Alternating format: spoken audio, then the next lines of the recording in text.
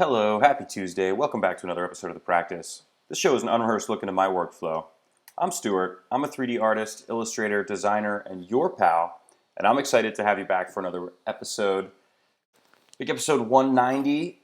The inspiration for this piece, you see the sketch pulled up here. The inspiration came late last week as I was stuck in the house, just kind of mindlessly scrolling through social media stuff. Um, and this image sort of dawned on me. This idea of like too much content and just you know mindlessly scrolling through all this stuff. I think people are apt to do that on any given day, and with things being what they are now, folks are probably even more apt to do that. Stuck indoors, all these like live streamed concerts and all this stuff going on.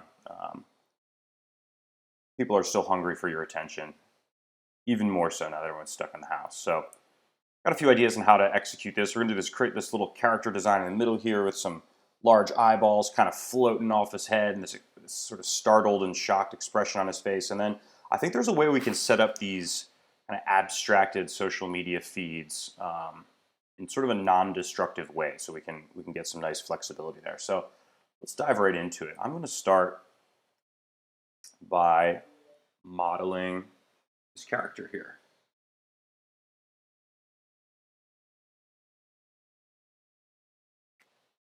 So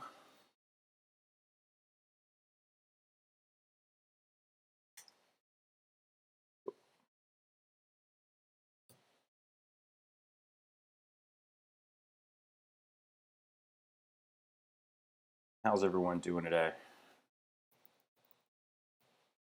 Staying stuck indoors? It turns out where I live, actually, going to be opening up in a limited capacity somewhat soon. I think, as tests continue, it seems like perhaps the fatality rate isn't quite as bad as some people feared.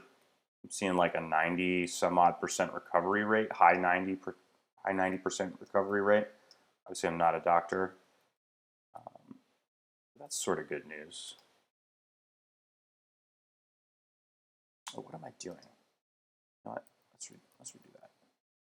Yeah, I wanted to carve the mouth out here.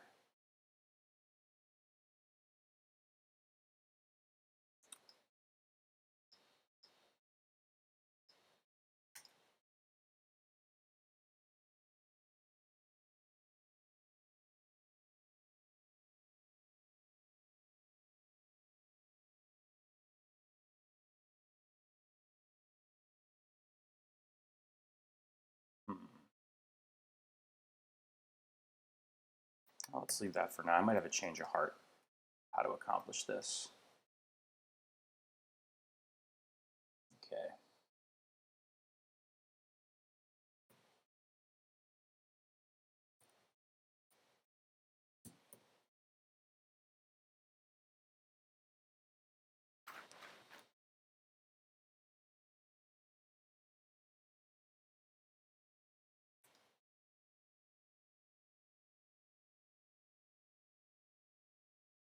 Since I have sort of composition in mind, I might wind up setting up the camera fairly early here.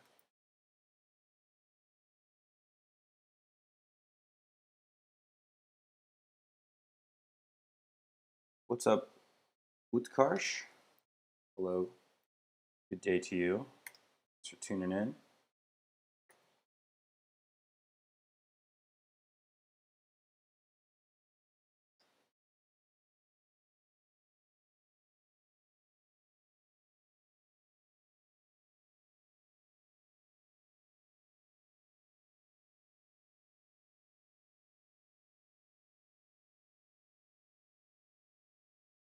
New Neri, how's it going? Thanks for tuning in.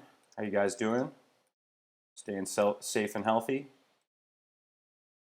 I hope.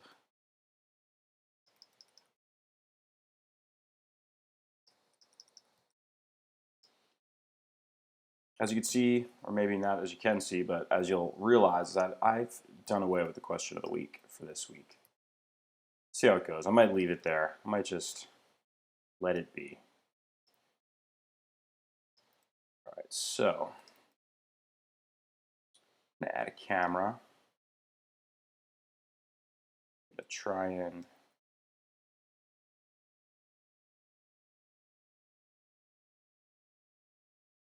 match this composition a bit.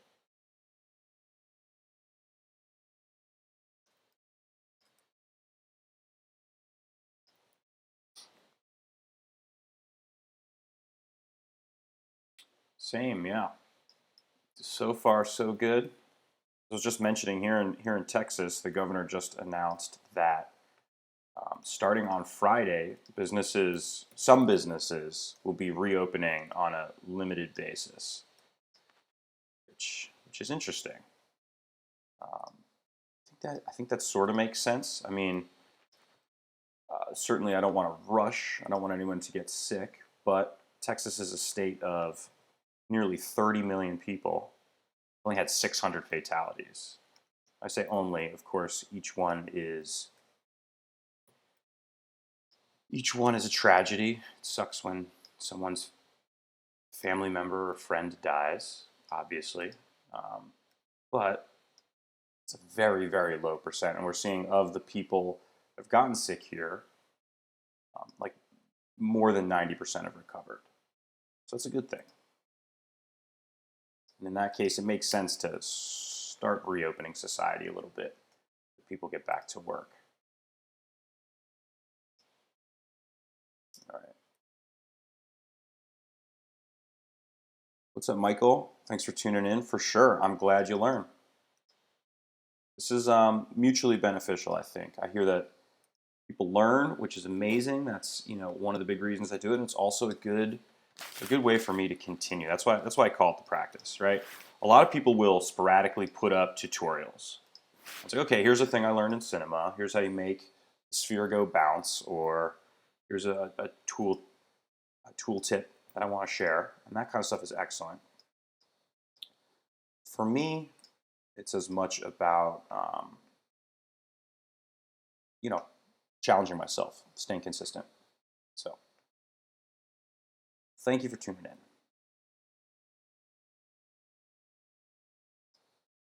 Let's make some lips here. Shrink that dude down. Shrink that dude down. Get him in position here.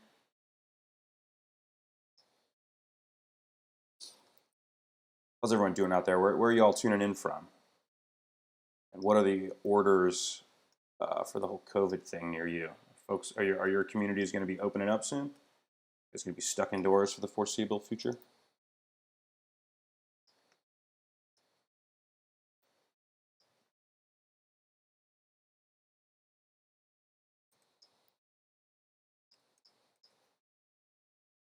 Very realistic proportions on this dude so far, huh?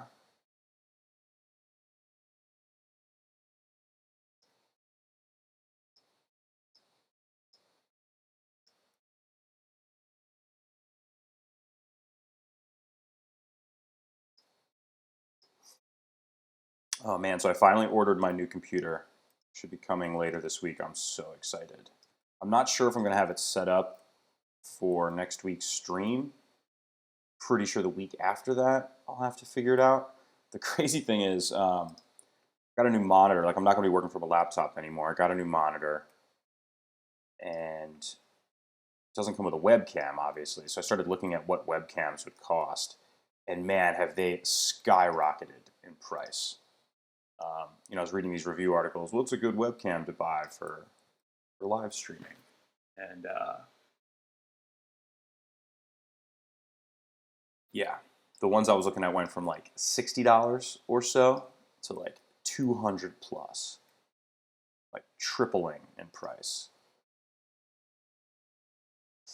How do you make yourself practice every day? That's a good question. I don't do the practice every day like this show.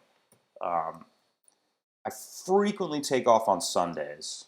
I work 6 days a week. I'm not saying that's right for you. It's also not like I'm working 6 days a week from like 7 in the morning till 10 at night. I like to take a big break in the afternoon to go outside or get some exercise, stuff like that. So I'm not working constantly, but I find that my most productive time is in the morning. Like, I have my coffee, I put on some tunes, get going in the morning. Turn off symmetry here. So that being said, knowing that I have like limited windows of prime productivity every day, I decided to give my Saturday to my creativity as well. So I think that works out for me. I wind up being more productive. Like, it's probably the same amount of hours every week, if you follow what I'm saying. It's just that it's spread out over more days. And I like what I do, so that's a good thing. So I don't necessarily do, like, I don't do this show every day. I don't do the practice every day. But, man, how do you practice every day? Well, I think one thing is to really like what you do. Hopefully you enjoy this. I wouldn't say force yourself to do stuff that you don't like doing necessarily, although, a certain amount of that is necessary. I don't love invoicing my clients, but you better do that if you want to be a professional and earn your living, right? There's certain things you have to do. Sometimes I don't feel like working out, but I try to do that every day as well. So stay consistent. And the other thing is, some mornings maybe I don't feel like working on stuff, but if you get up and get after it and get involved, like, it becomes a little easier. Show up, sit down at your desk, start. And then 15, 20 minutes in, you'll be like, oh, wow, okay, here I am. I'm in the flow. I'm working. And it's not so painful anymore. Another thing I'd really recommend is a book called The Art of War by Steven Pressfield. It's a play on the War of Art. No, sorry, I got that backwards. It's called The War of Art. It's a play on the Art of War, which is an old book by Sun Tzu, I believe. But this War of Art is a book sort of about the creative process and getting yourself to be productive and getting good work done every day. Really inspiring. He calls it resistance, like, that voice in your head that says, I don't feel like doing it, and I'm not really in the mood, all that stuff. He calls that resistance. And he says that if you want to be a pro, you have to break through the resistance. Inspiration is for amateurs a little bit. Obviously, inspiration exists, right? But you got to be at your desk doing stuff. Like, if you get inspired and you're out and you're not really doing anything, and then you don't go back and capitalize it, it's no good, right? So if you want to be a pro, you have to be consistent. Treat it like your job. Be your own boss. Get mad at yourself for showing up late. Have high expectations for yourself. High standards. That's my 2 cents. Hopefully that's useful. All right, some new messages. I'm from India. Cases are low here as compared to other countries, but our government is trying to maintain lockdown because they could rapidly increase. Yep, that's good. Me, for example, I have a contract for 5 given objects to model per week. Yeah. Huh. Well, maybe you could do 1 a day, Or maybe you could look back at old models and say, ooh, how would I model those differently? That's kind of a cool contract that you have, by the way. I'd like something like that.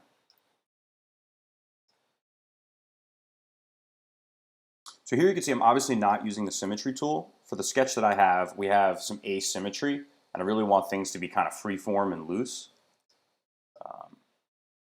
So that's what I'm working on. No will to practice or even open the program. The other thing is creative burnout with certain tools can be real. So maybe you don't feel like opening Cinema because you're really sick of it and your eyes hurt a little bit. Get yourself a sketchbook and draw, or paint, or whatever. Do some sculpture. That's something I was thinking I should do a little bit more of, being a 3D artist. Like, play with some sculpty clay or some plasticine and see if you can, push your forms a little bit by practicing with your hands and like physically modeling stuff. Try a different thing. Hello to you from Spain, Santiago. Thanks for tuning in. We've got a pal here whose language I can't pronounce or understand, but hello to you too. Thanks for tuning in. Visual effects student, working on VFX short. Cool. So that's something that you could work on.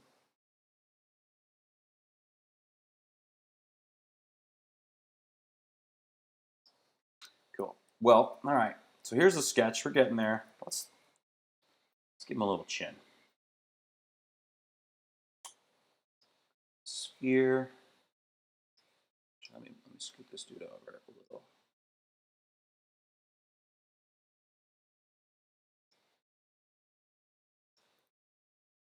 Now, what I have today is a little bit more complicated than some of the other things I do, so I'm thinking this episode might go a little bit long, but that's okay.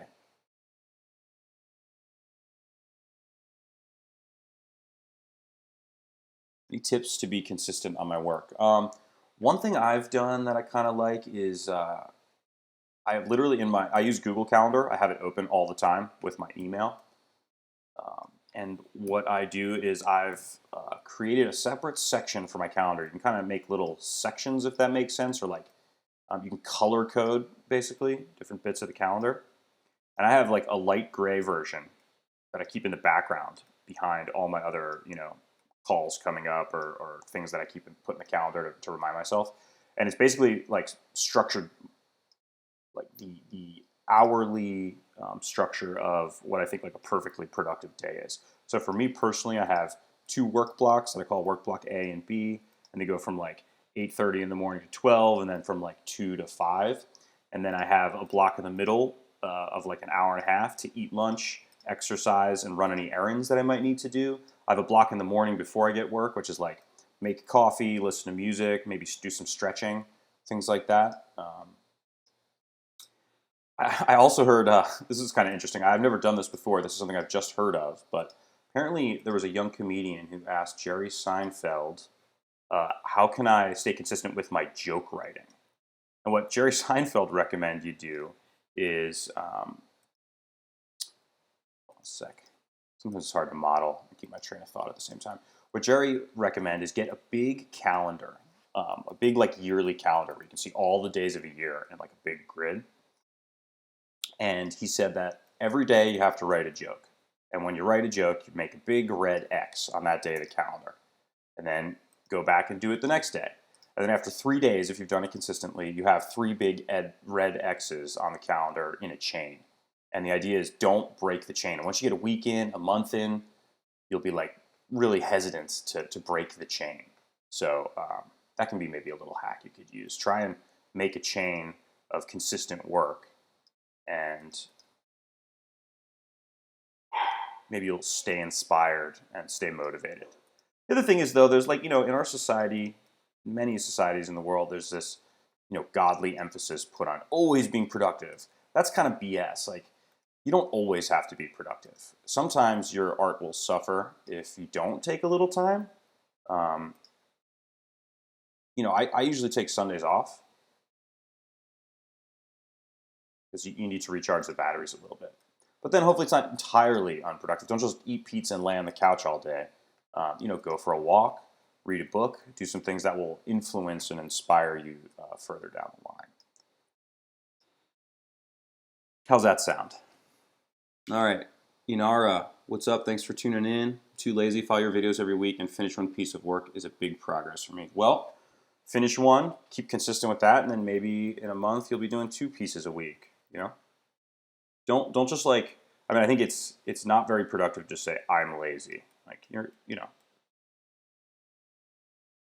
you can improve yourself. You can change. You're not stuck.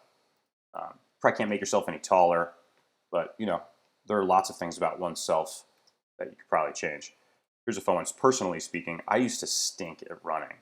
I was not a very good runner. I kind of have short legs. I have sort of flattish feet, and I decided, actually before I got married, I wanted to drop a few pounds, look good in all those photos. You know that deal. And so I started jogging a little bit. I kind of hated it. I was pathetic. I was so bad. But it was sort of a challenge to myself, and I continued working at it. And 5 years later, I continued the habit. And I just completed my first marathon earlier this year. Like when I first started, I could make it like a mile or two. I have to walk a few times. It was pathetic. And I just smashed my goal time and ran my first marathon.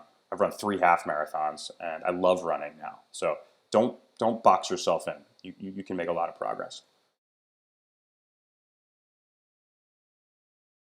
Reflection wants to get a tablet for drawing. That's how I get inspired. Yeah, get a Wacom tablet. They're only a few $100. I think. I haven't bought one in a while. I got one. My Wacom tablet's like 10 years old or something like that. Nuneri asks, have you ever used Blender? I have. When I first started playing with 3D modeling back in the day, that's what I started with. And to be honest, I kind of struggled with the interface. But they have redone the interface since. Blender 2.8 is a lot. You know, actually, I have it installed. I've used it a handful of times. The sculpting tools are really nice. And yeah, I think there's a lot of good things about it. I don't know it super well. I've only used it a handful of times. So I'm not the dude to really tell you about it. But I know a lot of people really enjoy it and put it to good use. And there's tons of documentation online available if you want to learn it. So, and there's artists who use that like entirely. The cool thing is it's free. Cinema's an expensive program. But there's artists like Julian Glander is one who comes to mind who does really fun work all in Blender, which is a free program. So, I mean, that's pretty awesome. Can't beat that. Awesome. I'm glad it motivated you. I think it's another way to stay motivated is just keep looking at other artists' work. A lot of good stuff out there. I do that every day. I spend a little bit of time looking at other artists' work. All right, so Michael, what's up? Thanks for tuning in. I'm just going to use the standard Cinema 4D renderer. That's what I always use. Like this, bang. I'm done. Just kidding. Ooh, I didn't do ears. I wonder if we still want to do ears. Yeah, let's get some quick ears in there. One of my favorite things with new version of Cinema, well, not the new version. I guess S22 just came out, and I'm on R20, but I love this volume mesher tool. I'm gonna put this dude inside of there.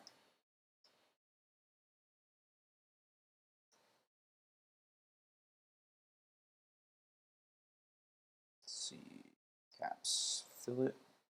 Let's round that boy out a little bit.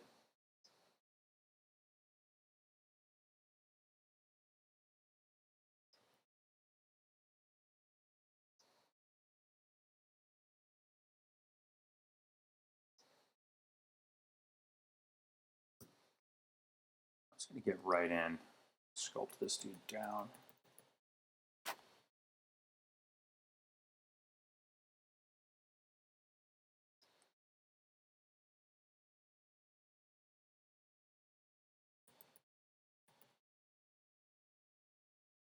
Speaking of being lazy, here's a nice lazy way to model a solid mesh.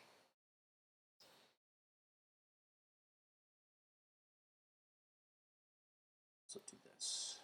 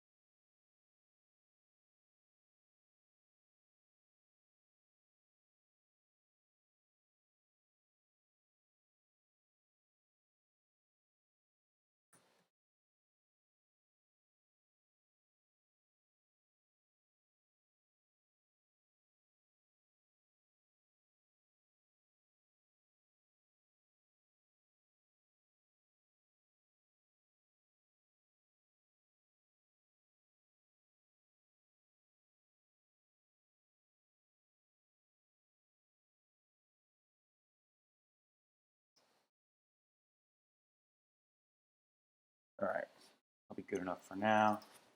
Call this ear. Take another one, although you might not really see it.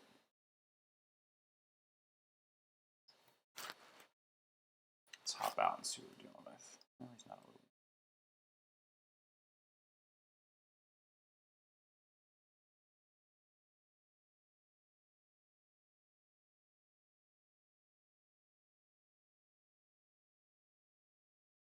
I'm adjusting all this. I'm not sure if it matters so much. Yeah, I'll leave it for now. All right.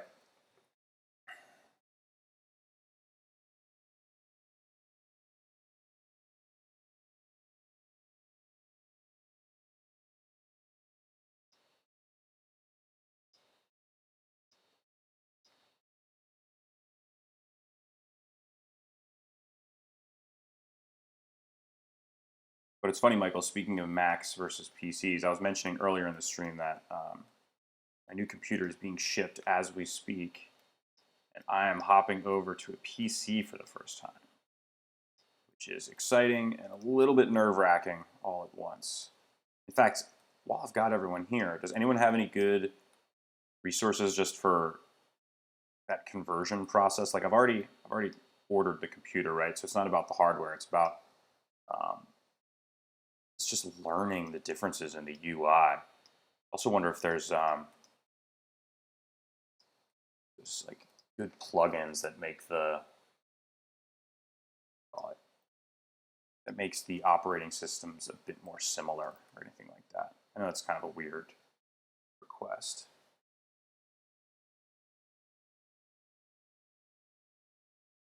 Just gonna have to learn. Like I use hot corners all the time. I'm constantly doing this, and that's gonna go away. I wonder if there's a hot corners plugin for PC. I bet there is. Is it gonna break my whole shit? Might.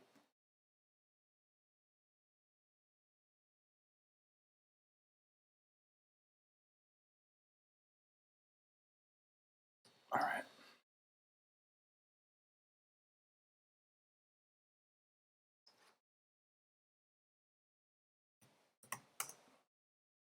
Pretty sure I want this to be square format. Let's just get that going. All right, so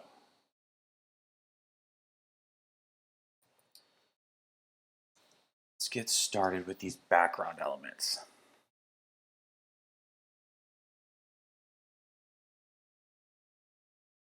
Let's see.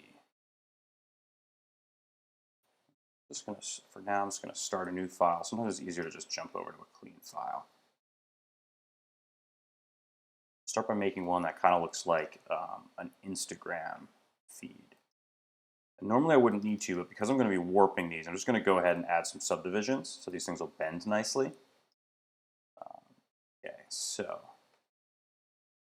let's see.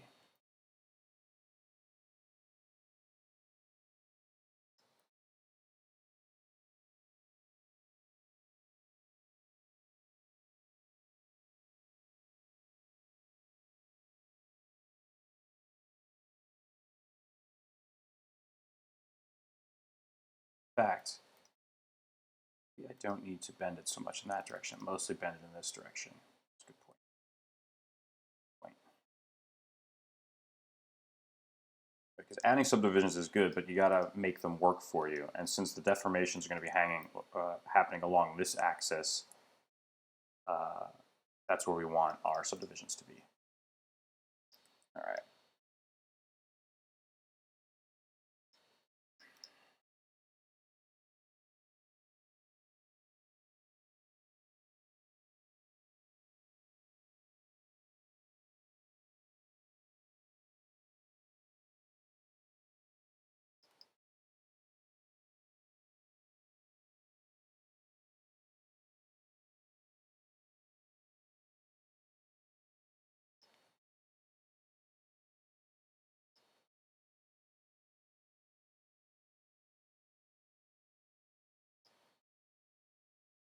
Let's make change and make the jump later this year when things hopefully calm down.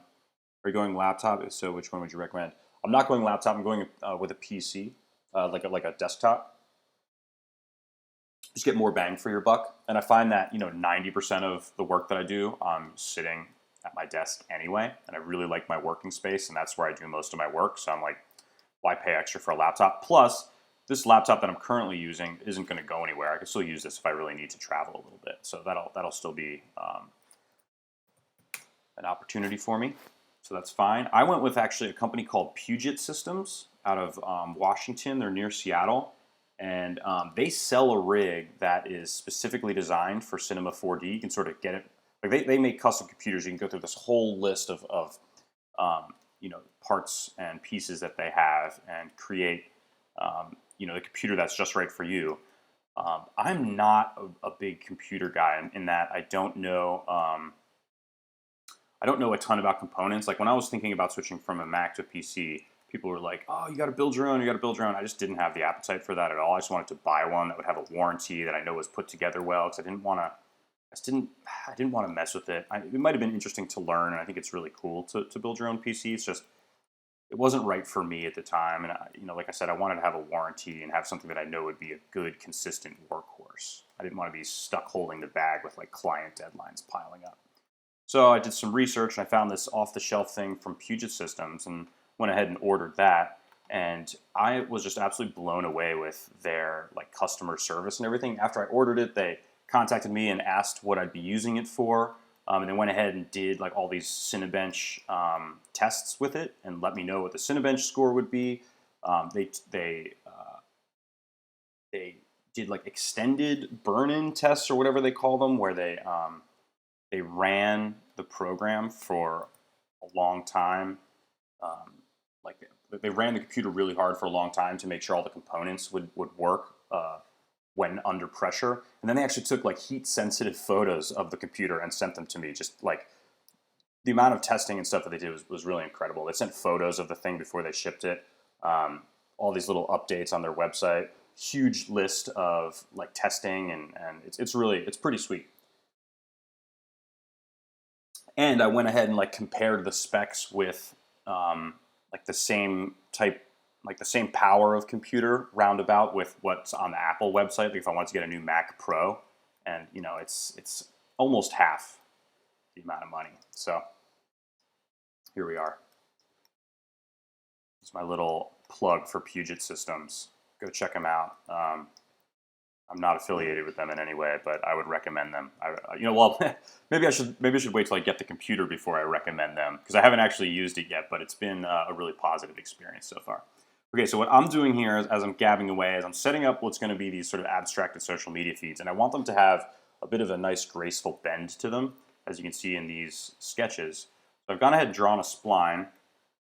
I'm going to use a spline wrap, throw that inside this stream group. Then I'm going to add this spline. Okay. It's doing what we want pretty much. Not enough subdivisions. Oops. Oh, and you know what? It's bending it the wrong way, which is partly why it looks so bad. So, cool, Michael. I recommend you do. Oh, thanks, Ollie. As I'm gabbing away, I didn't see your comment there. Yeah, for sure. Actually, I was looking at them, and they recommended a manufacturer. I think it was called like AMD Systems or something like that, which seemed cool. They were more expensive than Puget Systems. But what's interesting is you can go on the website, whatever the AMD one is, and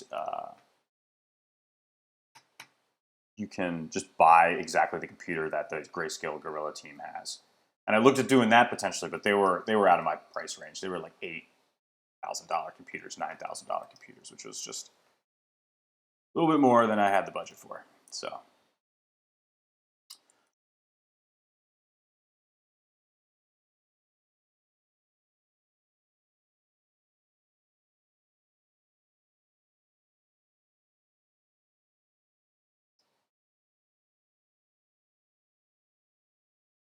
Okay, there we go. That's what I wanted.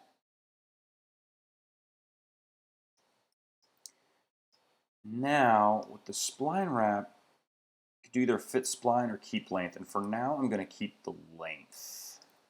So I had I wanted these square proportions.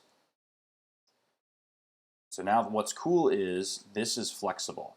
So now I've sort of got this rig that I can adjust. I could have gone and like sculpted these things, but that would have been kind of a pain.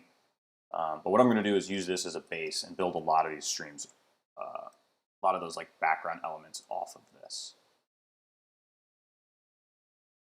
That a little taller, a few more segments.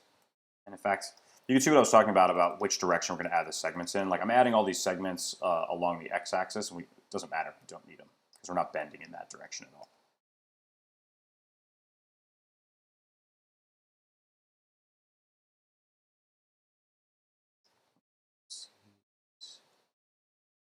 Sort of evenly spaced. Cool.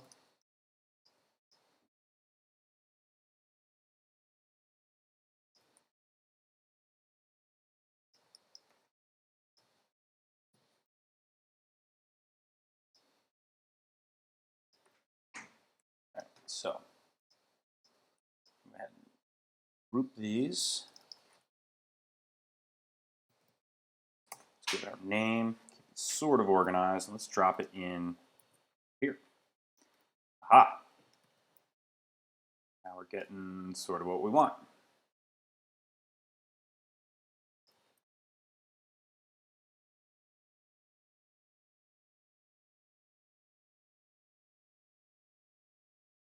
It's a start.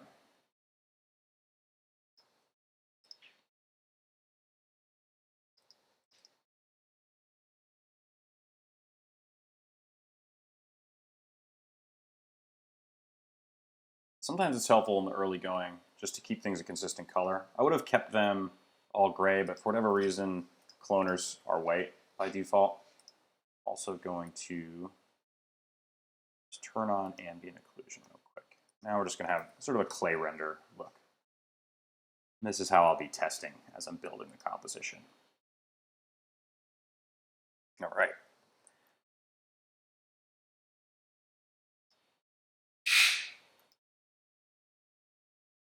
So, one thing I want to do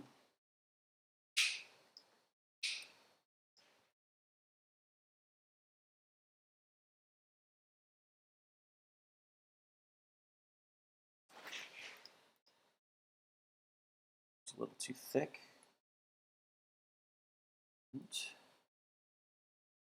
Cloner, what I want to do, add just a couple details.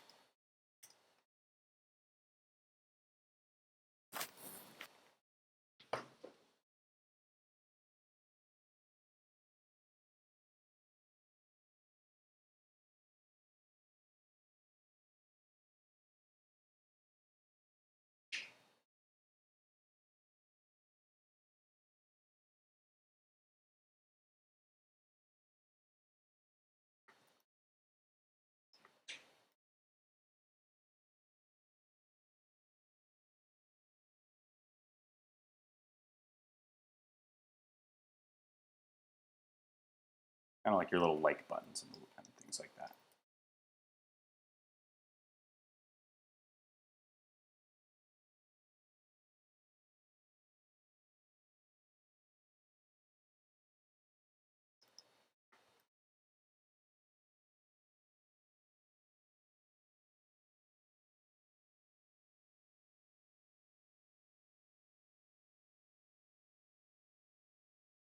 Actually, let's do like a post, right? Don't you have a little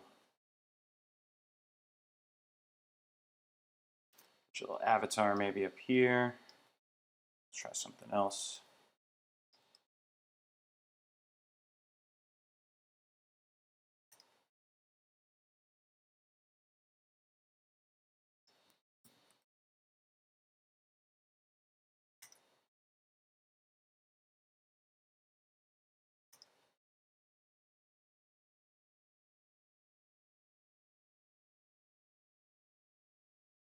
Perhaps the most insidious part of Instagram art. It's all alter our behavior for hearts.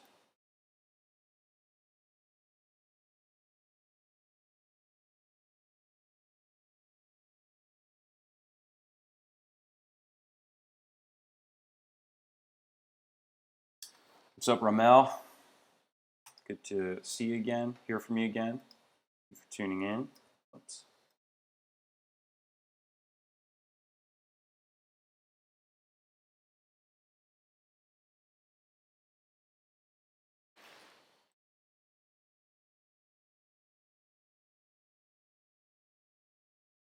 Something broke.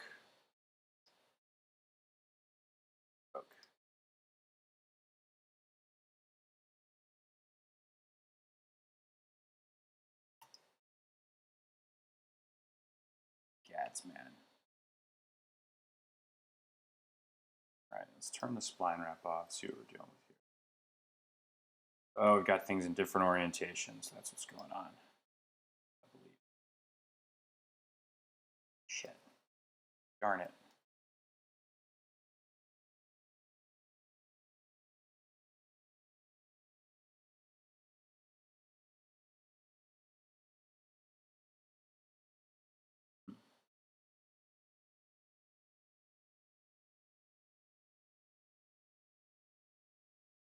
somehow had the wrong cube in the cloner. I have no idea how that happened. That's really odd. That's a little better.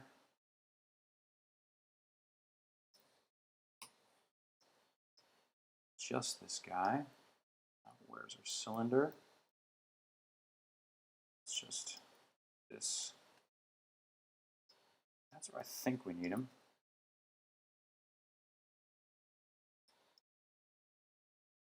Yeah, for sure. I've been making myself available for critique kind of things. If you go on my website, you can find my email address, and you can feel free to send me what you're working on, and I will try to give you some comments. Give you some notes. All right, now, yeah, just as I suspected.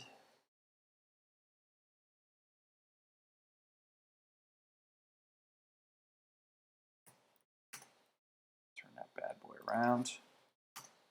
There we go. Now we're in a better position. Got a little heart. And see how flexible all this is? It makes a big difference. Now I can just add things and it will take on this curve. Spline wrap is pretty sweet. I think, let's see.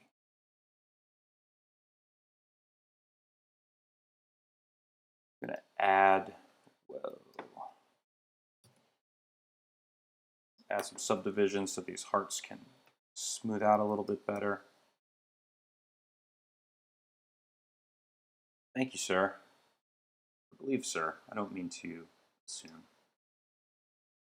All right, so there's our first stream. Let's see what we got. Whoa, this guy's blown away. Whoa. Here's the sketch. And I think we should do like a little play button. Here's a, maybe that's an Instagram post. Let's do like a YouTube video, yeah? So, let's copy this and let's make a simpler one. Let's remove the backer. Actually, I don't even think we need cloner for this one.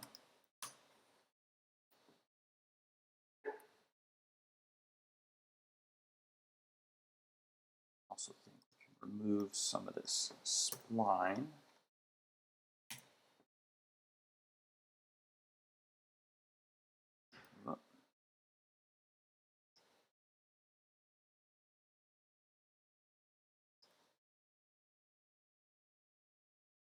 A little bit of curve. Whoops. Let's just isolate this dude.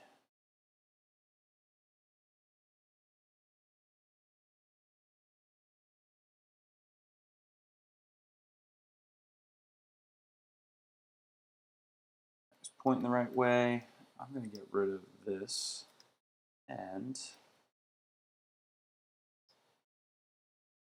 sort of center this guy. Whoops.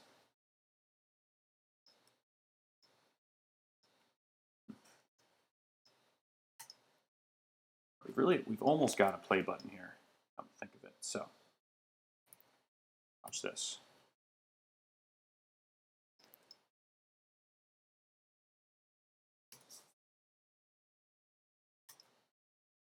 Huh.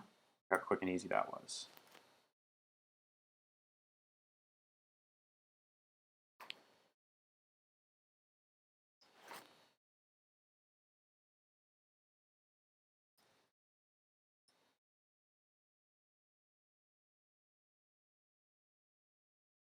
Chris Powell.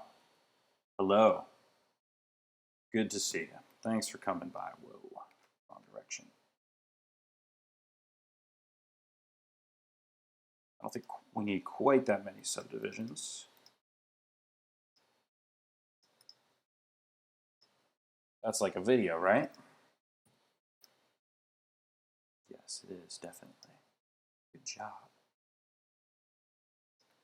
What I want to do is have some kind of overlapping and interplay. So what's also annoying is that this handle is way up there. So it's just that. I wonder, since the eyes are kind of an abstract component of this, maybe we tuck this in between the face and the eyes. It's kind of cool, right? Let's see how that goes. Water Big. That name sounds familiar. I don't think you've been around for a while. I'm not sure if I love that.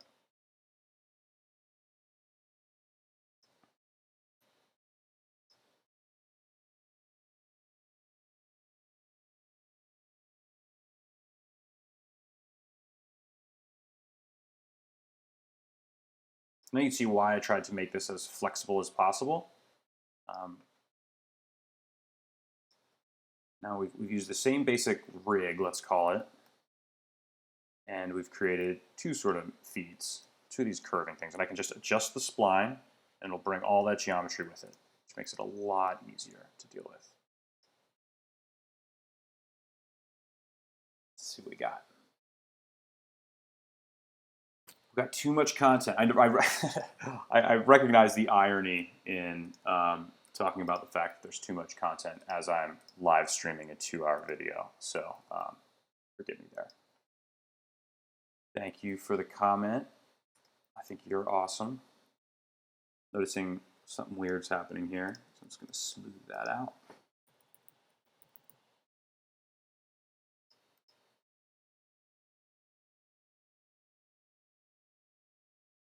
I can also do, just, whoops.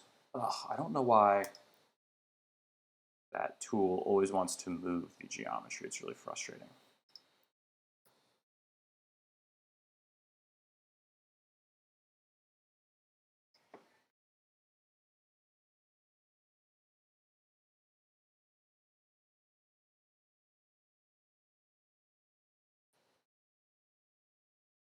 That bit of geometry didn't really change. Could be partially because of the lighting.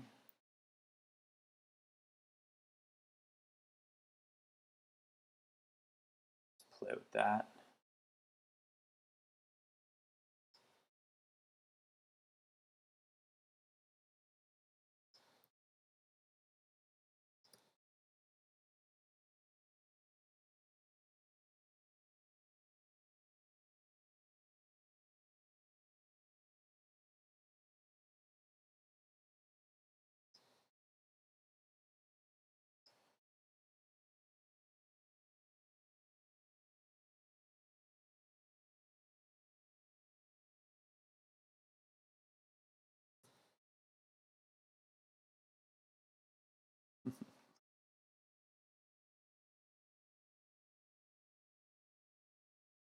Kind of distracting, actually.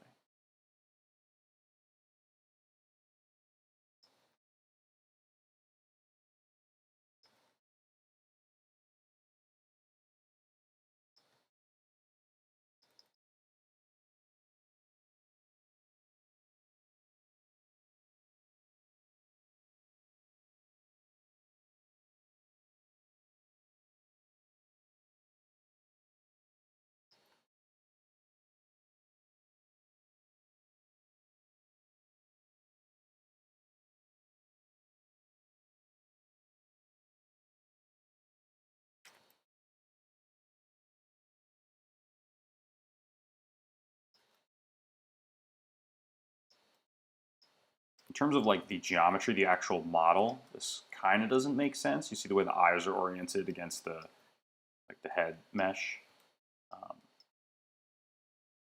But that's fine. I'm going for like a static illustration here. It's totally fine.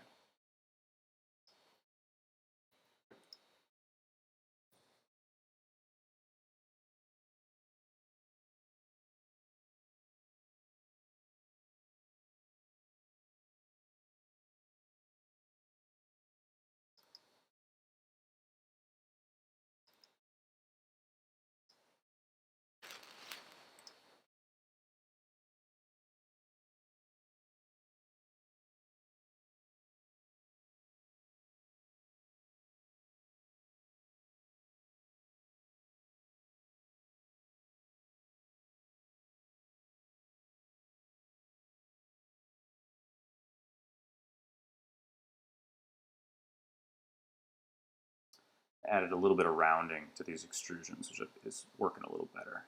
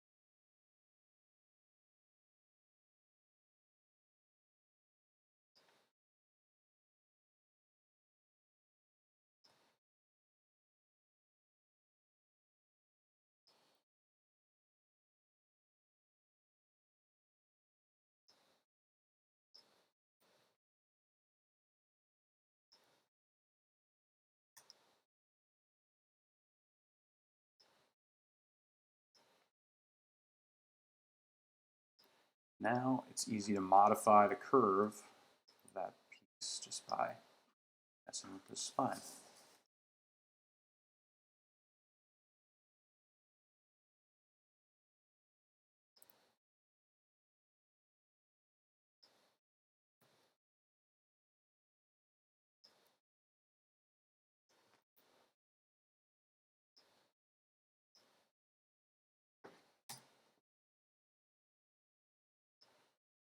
Let's see what that gets us.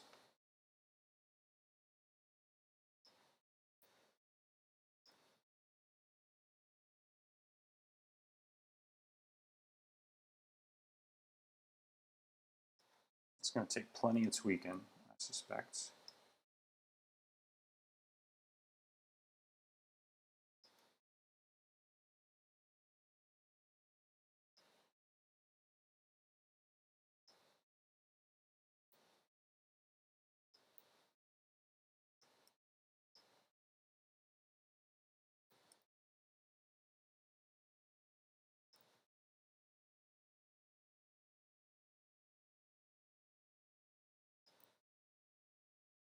Now, because on these spline wraps I have keep length on, it will keep, it won't go necessarily to the end of this spline. Like I could pull this dude out here, but it's going to keep the length of the geometry. If I wanted it to operate slightly differently, I could do a fit spline. You see, that's going to pull it all the way up here. Actually, maybe for this one, I'll try that. Maybe that's going to give me a little bit better control. You see, because this thing's bigger and still has the same amount of segments, what I want to do is go into this cube, just add a few more segments so we can smooth that edge out.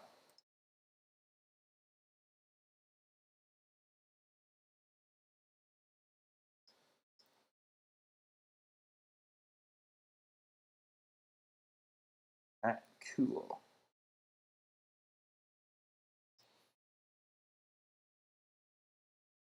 Let's do this. Just play button. Put it with these dudes.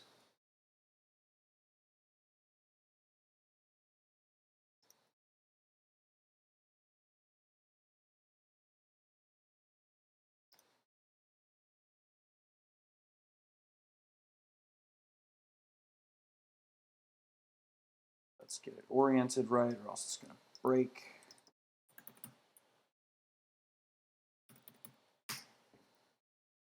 Better. Since it was a parent of this cube, I was able to just zero it out, which gave me centered orientation, which is good. see what we got. Well, maybe we don't want another play button being repeated here. I don't know. I like it up here. We'll see how it goes. Plenty of tweaking left to do. Let's take the small guy. Copy him over. Yeah, now this dude, I really like him going behind the eye. We're missing that chunky ear. That's all right. Oops.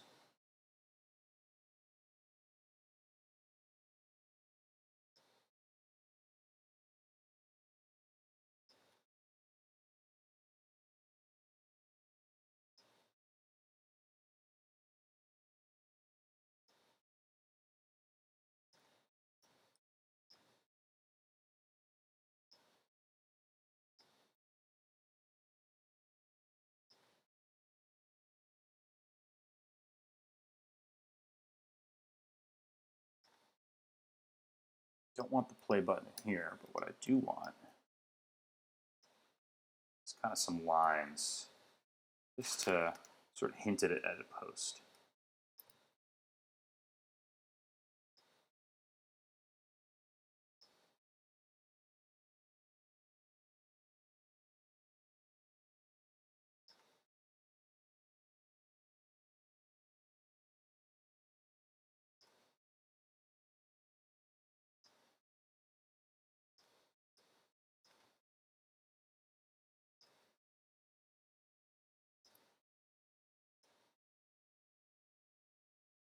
That wrong?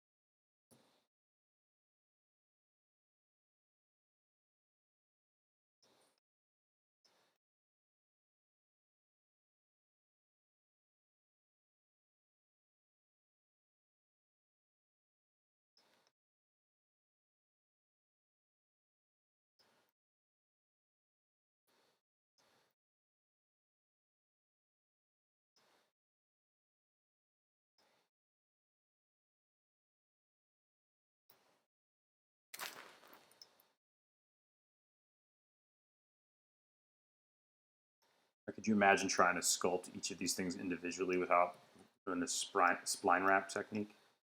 Possible. Oh. Or challenging, at the very least. All right, cool, Ramel. I will check that out when I get a chance.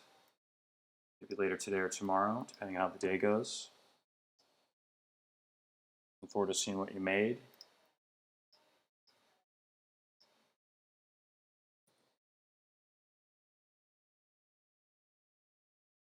All right, so I'm going to turn this light on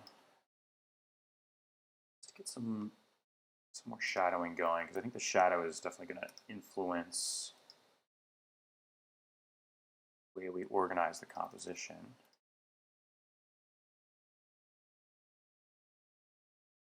Turn on GI, but just as a low preview setting. That's looking a lot more fun already, isn't it? Look at that. A lot more dynamic. What I think I'm going to want to do is a little bit of a fill lighting. Don't feel nervous. Although, I mean, I may be critical. Brace yourself to not just brace yourself for me to not just say, "Oh, you're awesome and special and wonderful." I might say, "Hey, this is not working," or change this, or yeah. But I'm not going to be a jerk about it, or I'll try not to be a jerk about it. How's that?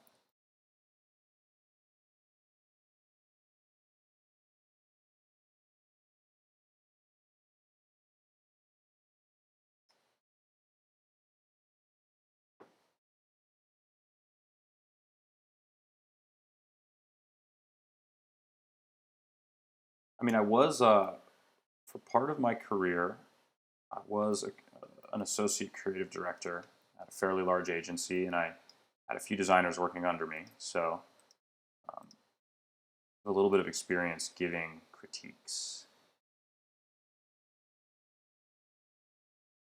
And I try not to be a jerk about it, of course, but no promises.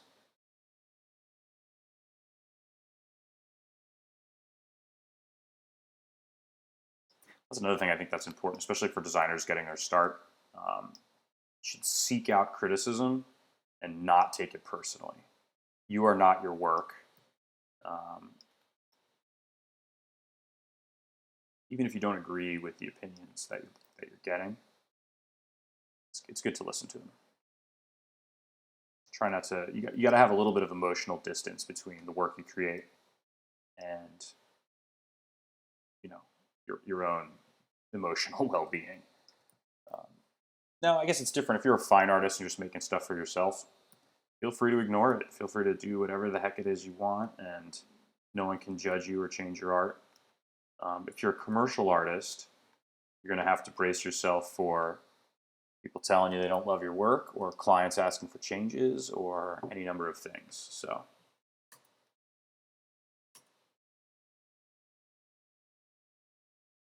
it's just the reality of it.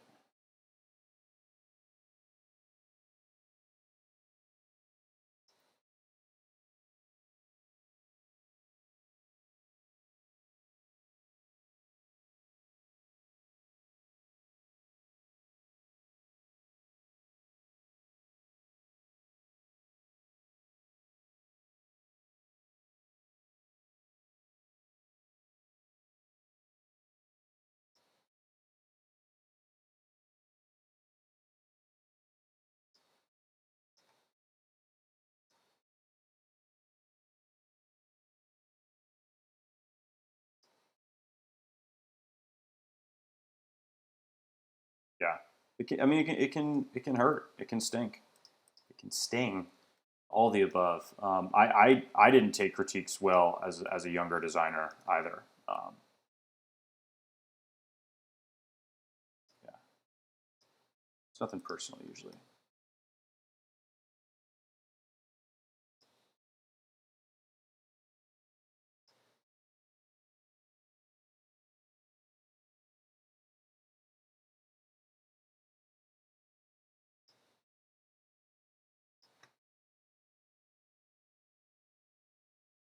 This one I am gonna say fit to spline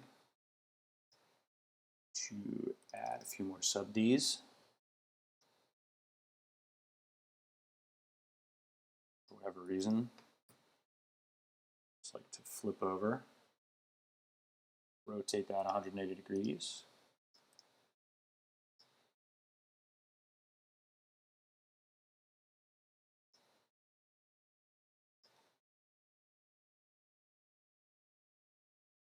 Man, it's kind of janky, huh?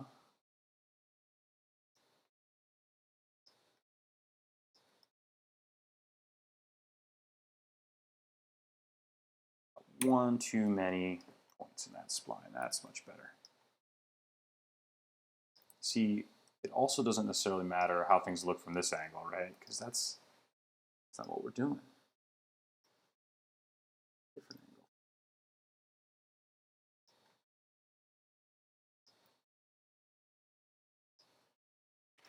Here's how things look from this angle. Now it's better.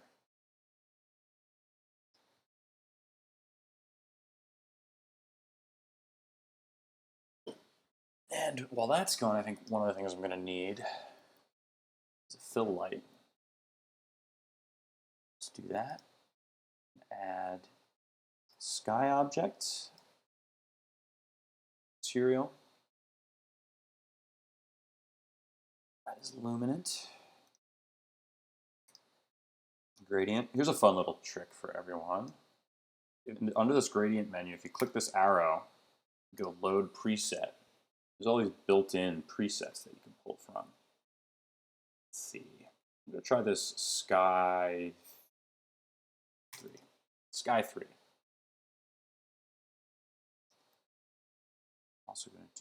his angle. I'm just going to say 180. I want the lighter bit up top. This test render, actually, I'm not going to want that background. Positing, turn off scene by camera. Now this is going to add a lot of color to the scene, of course, but it's also going to add like a fill. Actually, I'm digging that. Kind of cool.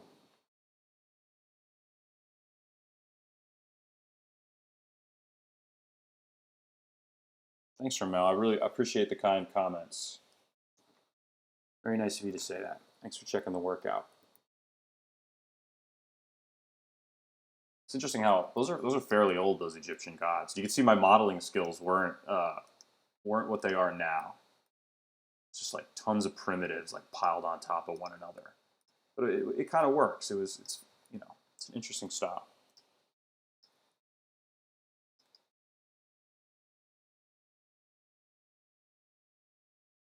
So I'm going to adjust this. I think it's a little bit too dark and a little bit too saturated. I do like that blue.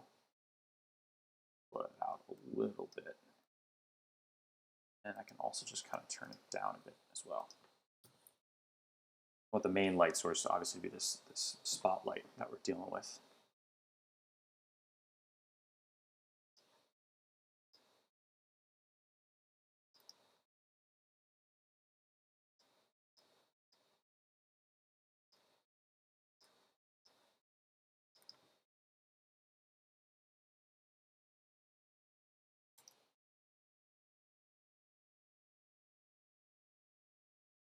Got it.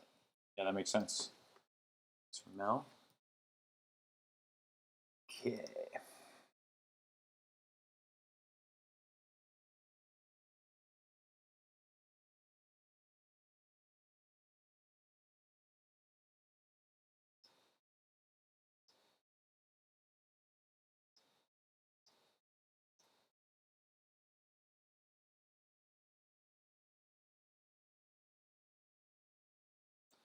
Start adding some color variation in here.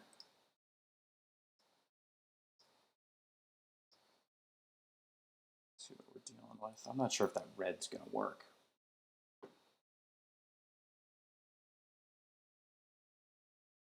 Whoa.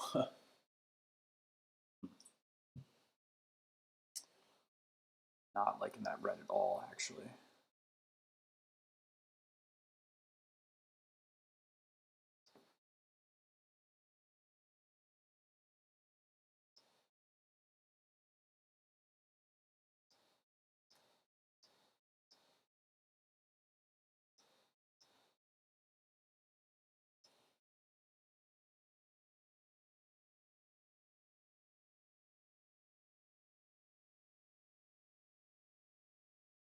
Hmm.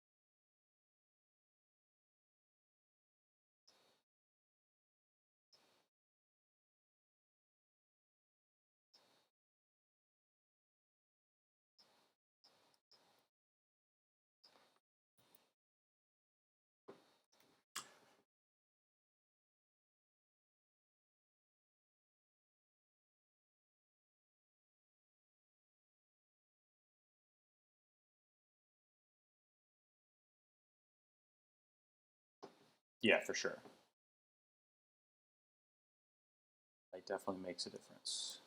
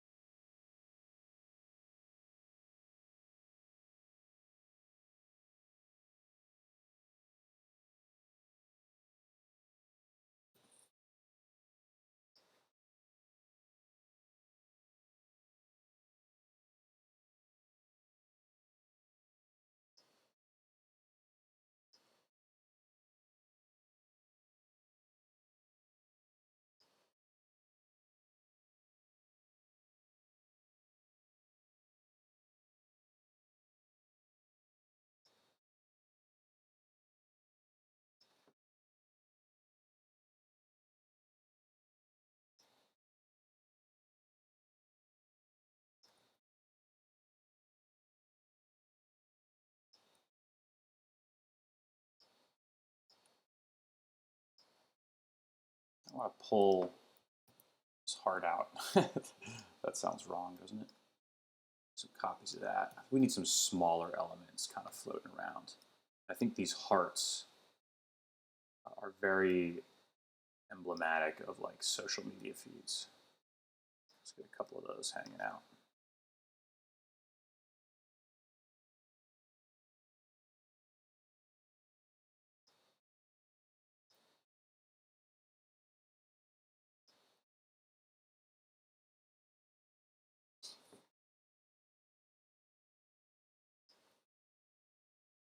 What else I want to do?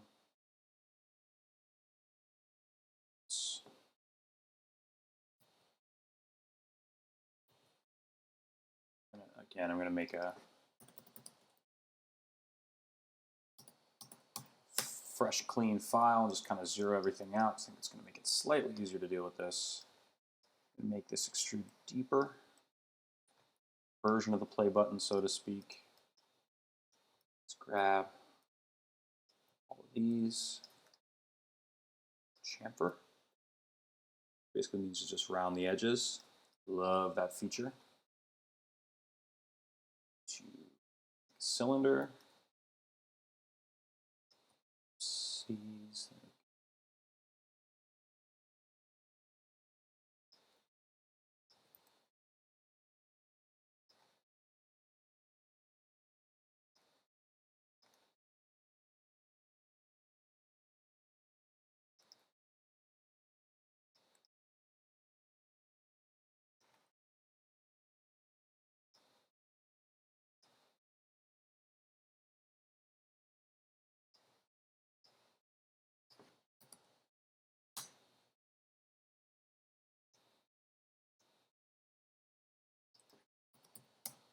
I'm zeroing that out, but I think I have to do it by eye.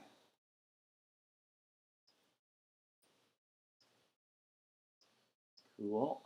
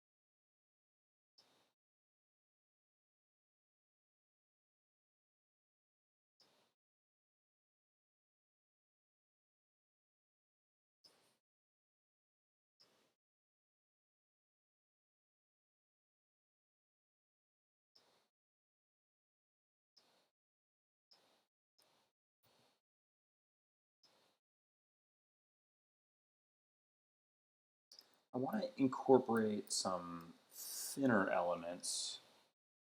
Try to make kind of like a thin dotted line. Take capsule, make it kind of small,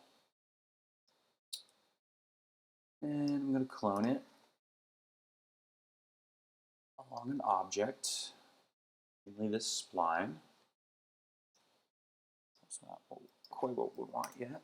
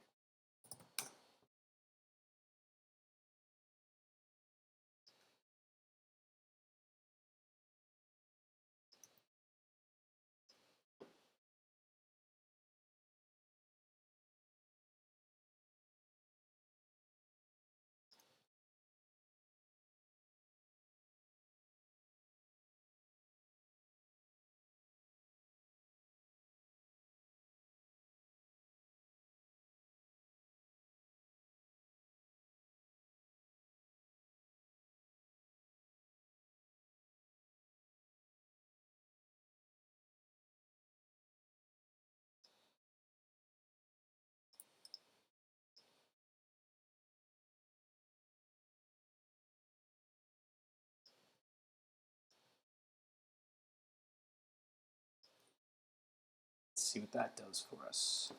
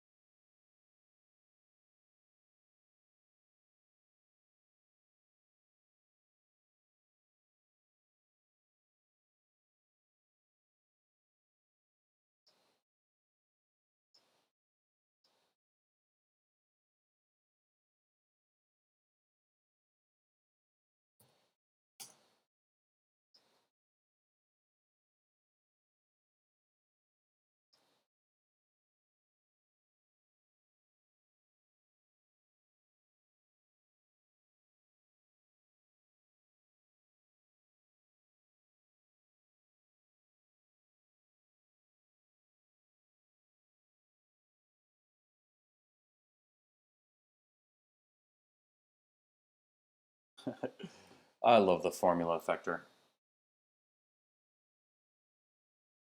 I don't think I'm going to animate this, but you very easily could. I mean, the other thing you could do is with these cloners. Let's see. You animate the offset. Use like a bool. Put these guys in. Just have the feeds streaming along. The reason I added the formula to the eyes, I just wanted a little bit more of a warp. I figured I could help my sculpt along a little bit. It turns out just even a little bit more.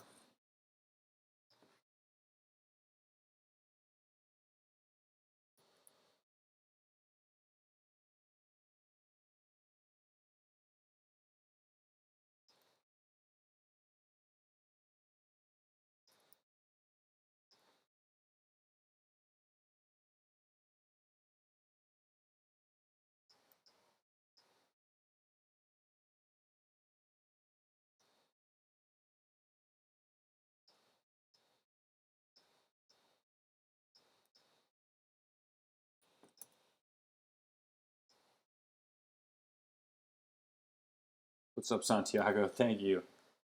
Flubber eyes, that's right. I love the formula effector. It's my homie.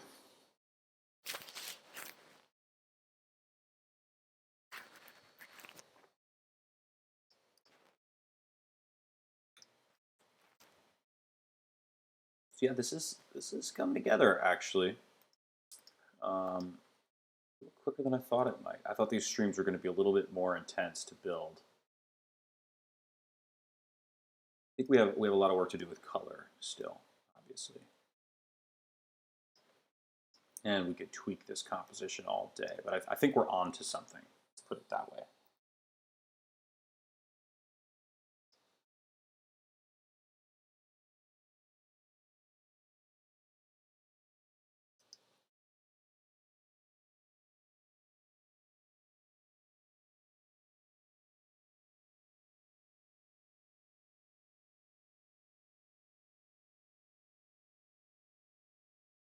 I think these dotted lines really help in terms of contrast with the different shapes.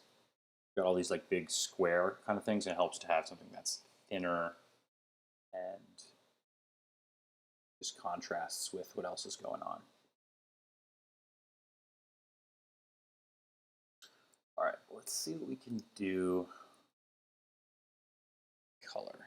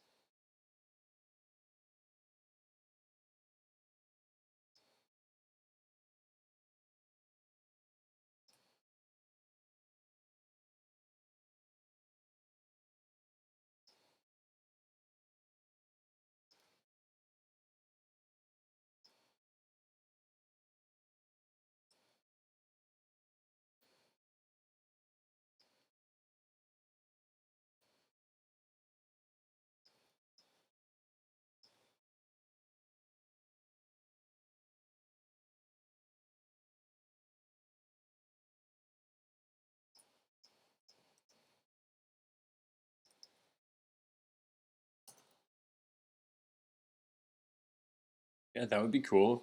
Santiago, for sure, he can make some music.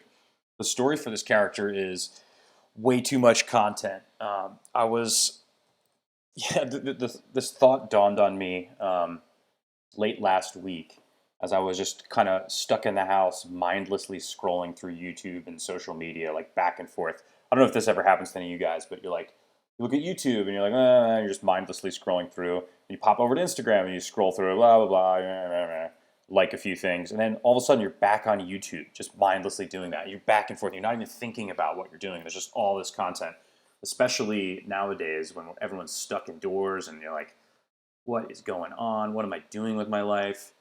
And this idea of just a character with all this content just abstracted streaming past their face with just this glazed over look in their eyes. That's the story behind the character. Now, if you make some music for it, what I could potentially do is do an animated version of this off the air, like this, and we could add the music to it and post it on Instagram, and I could, I'd obviously share credit with you if you like.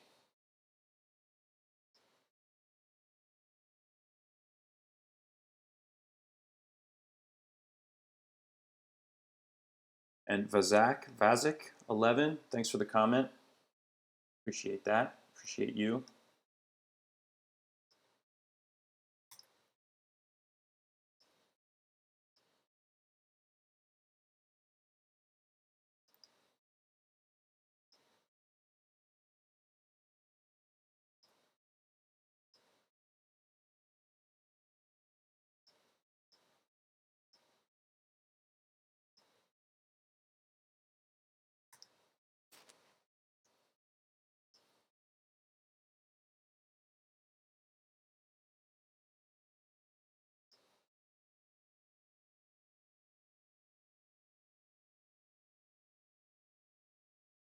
Little hits of pink are kind of nice.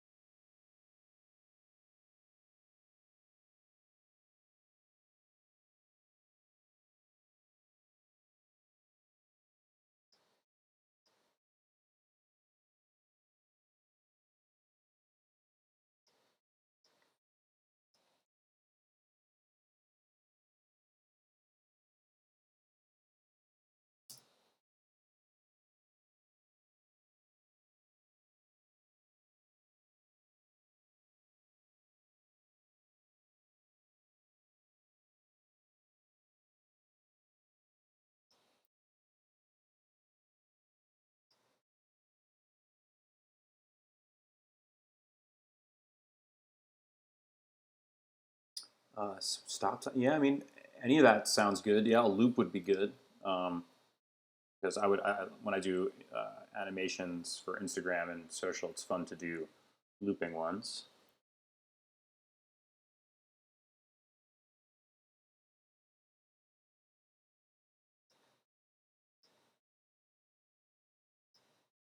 Love to hear what you come up with. Maybe something like like a clock. The other thing is I don't know if there's sounds that come from social media that you're aware of.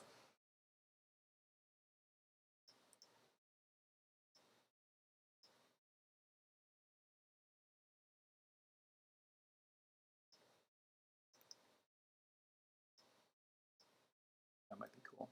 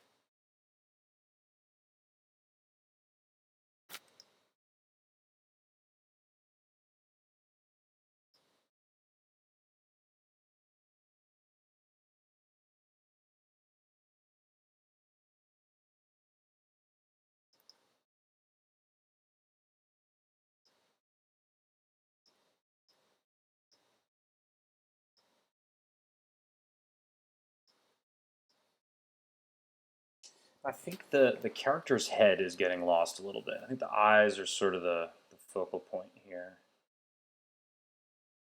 Actually, that color change, I mean, I haven't seen the full rendering yet, but this color change looks like it's helping a lot.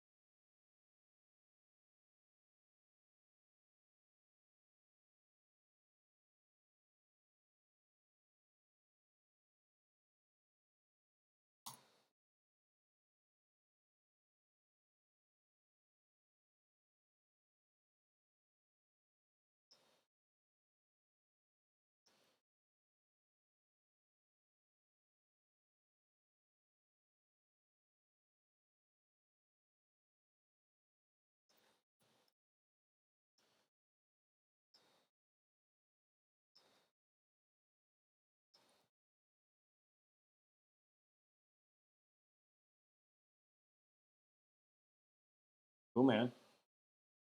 Thanks for the support. No promises. Let's see how it comes together, but I love the idea.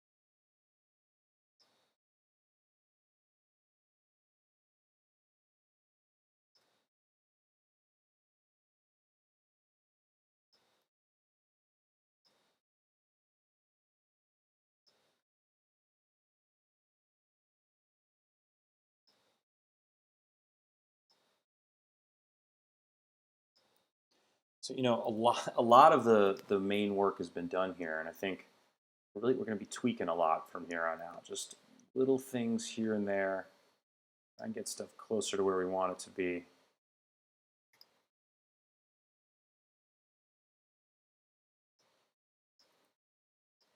Tweaks here and there.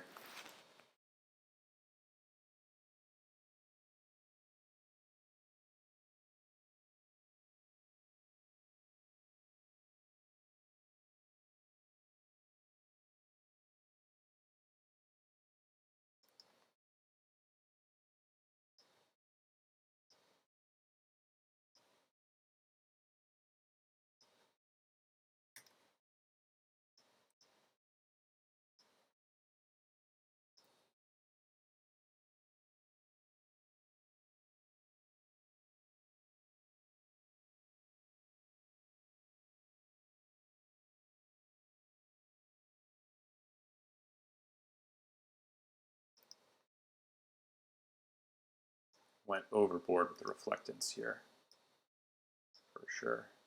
Especially on the lips. Looks like he's wearing some hardcore lip gloss, which is cool.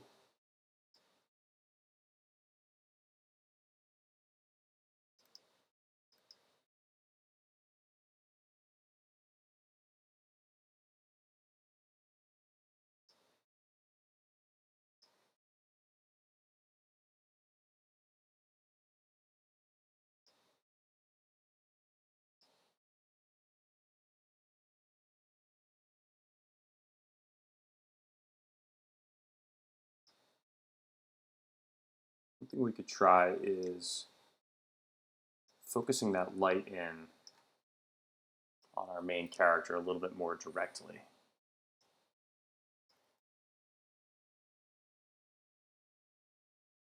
Narrowing the cone, pointing it right at our little character. The rest of the stuff will sort of fall off in shadow a little bit more.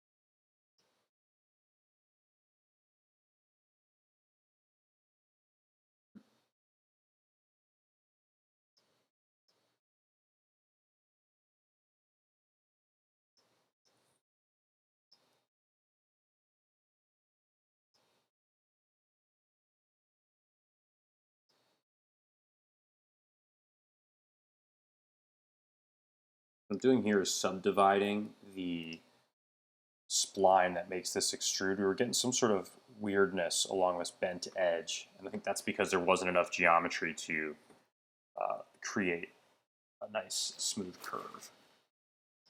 I might as well do this guy as well.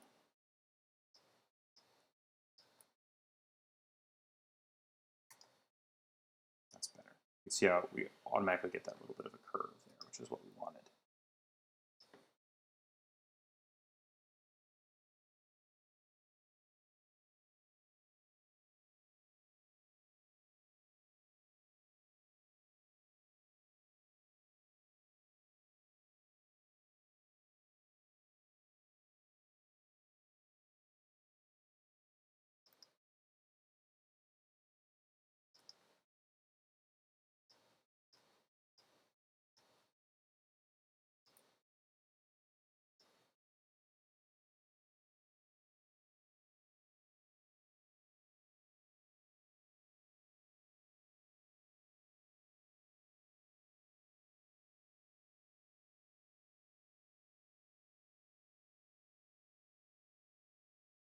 I think I want to open this cone back up, actually. I don't think that gave me quite the look I intended. So let's flood a little bit more light onto the whole composition.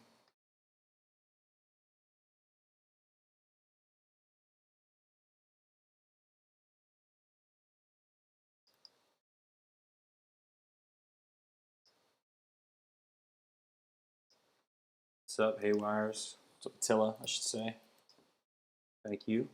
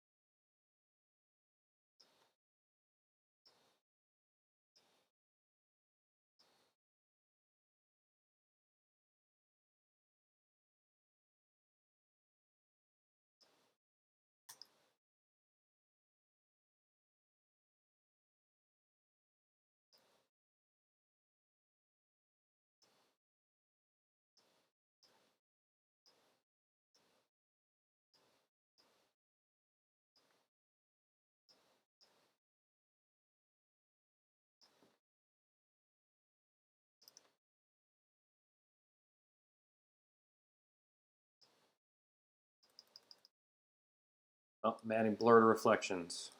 Rest in peace. Into transparency. That's what I meant to say.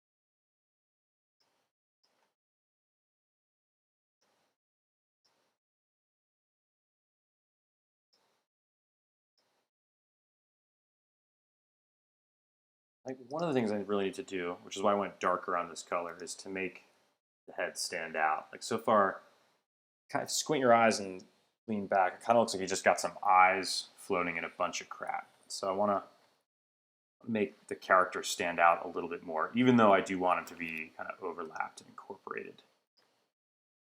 This is pretty close, right? Pretty similar layout here. What my original sketch was.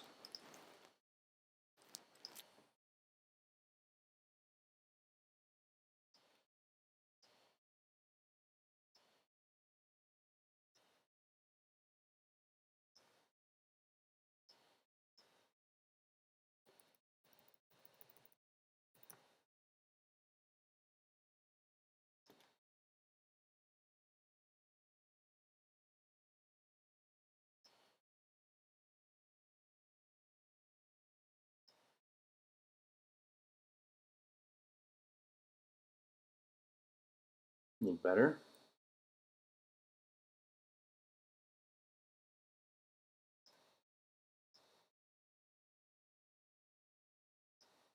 I don't necessarily always sketch in red pencil, Ollie. That's just that's the colored pencil that was in front of me at my desk when the idea came to me, so I just grabbed it. I used to only sketch in pen. In fact, I only used to sketch with this specific type of Pilot pen. I still really like them. They're excellent pens, and they have a really nice nib and are super affordable, so I don't mind if I lose one. Um, I've been doing a lot more colored pencil these days. It's kind of nice. You can start with a lighter color and add on top of it. In fact, you see here, I had red and a little bit of purple, so to sort of shade, I did a little bit of purple in there. But no real reason. That's just sort of what I had. And I know the nice soft pencil is kind of nice too, because you can play with values a little bit easier.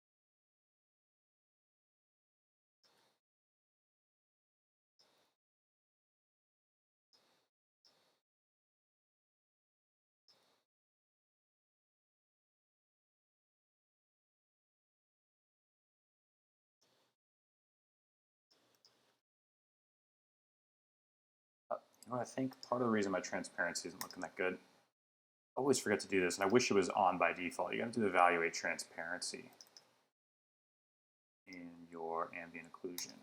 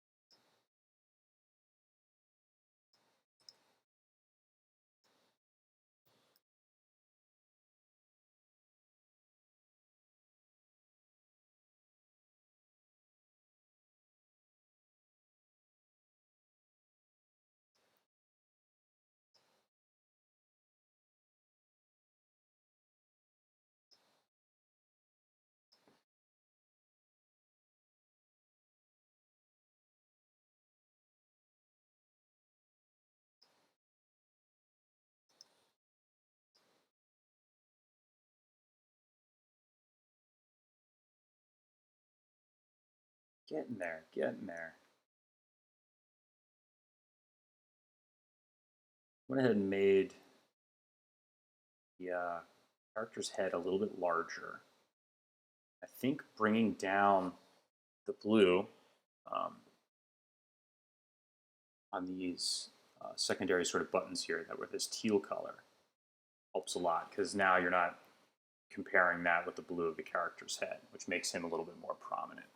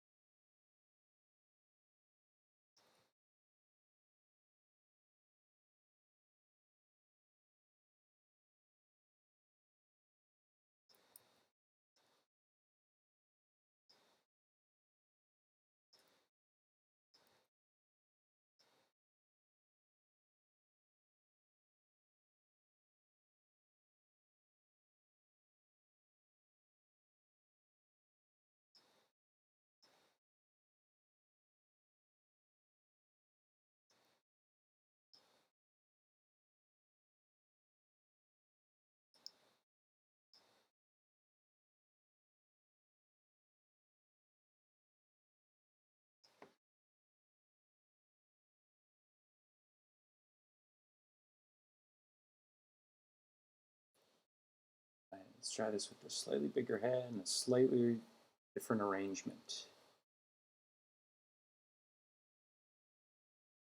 You know, while that's going, I'll wait. Really gotta use the restroom. I've been drinking a lot of coffee.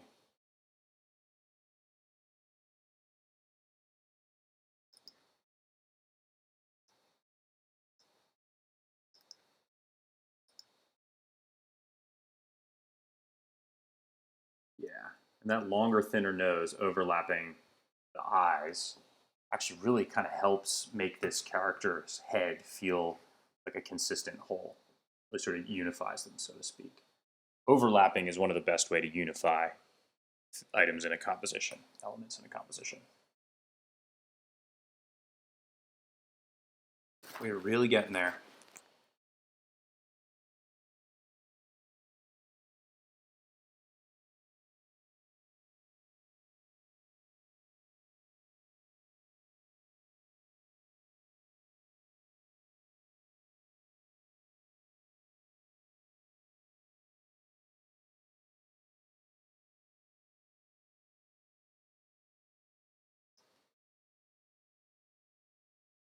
I mentioned this before.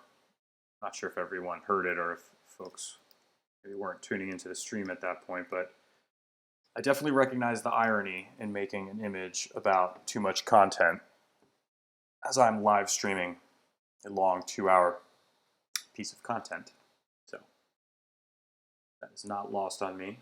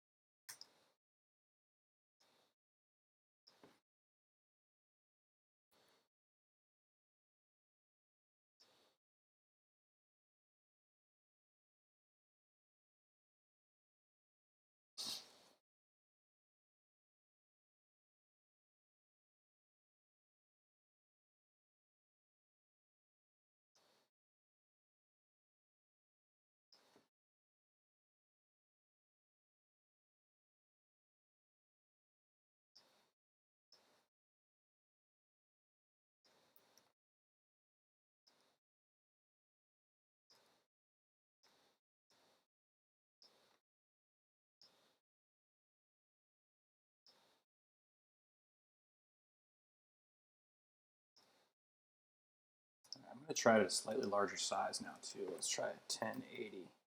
Whoops. Lock that ratio. And I'm going to go relieve myself real quick.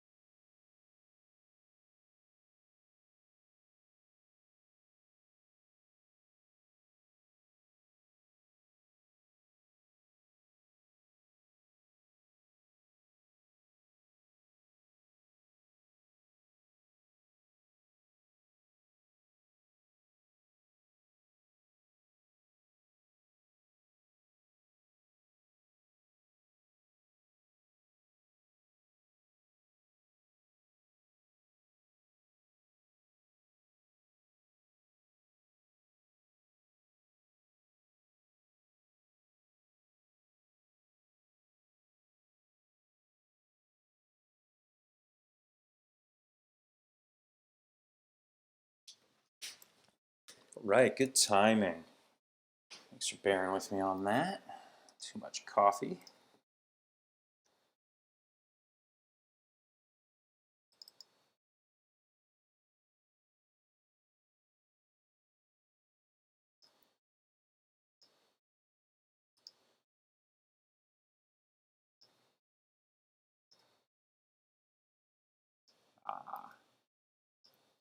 Weird little bit of overlapping here.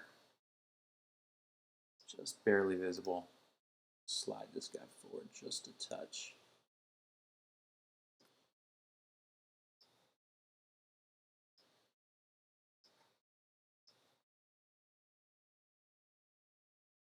The thing I think I want to do is add some depth of field. Let's go to the camera.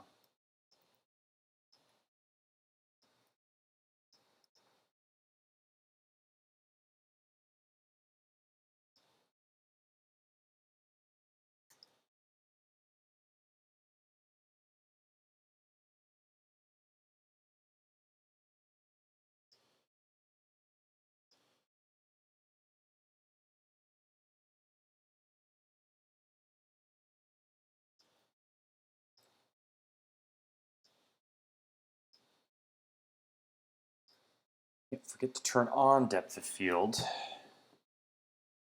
Your rendering settings, where are you? No. Go ahead and turn that up to 7 right out of the gate. See what we get. I think that's going to be one additional thing that can sort of separate the character in these foreground elements from some of these background elements. So I've also made them darker back here, and also the shadowing really helps because things behind this foreground are going to be catching more of the shadows from the items in the foreground.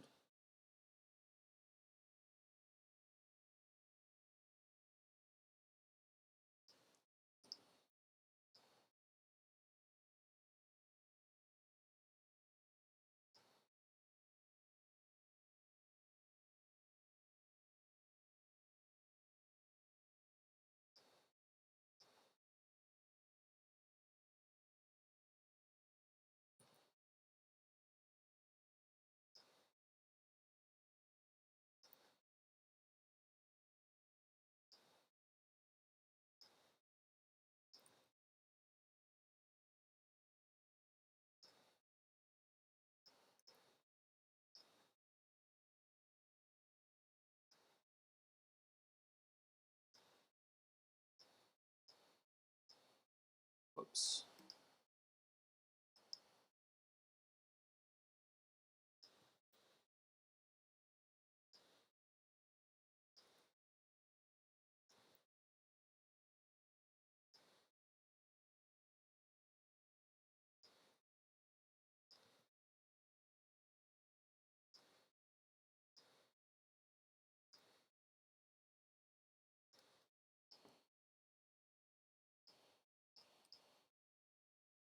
that maybe.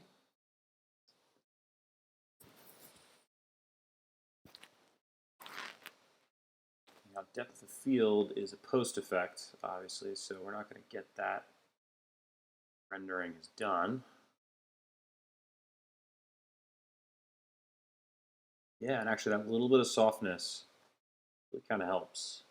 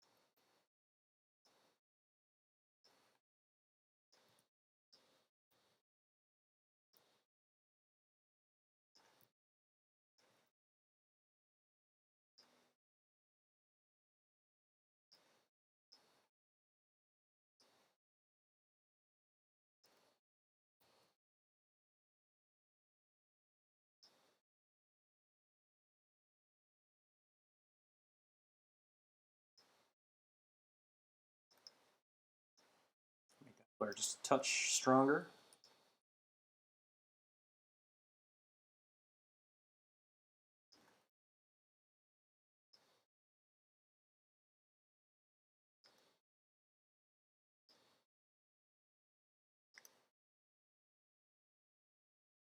Okay. Quite close.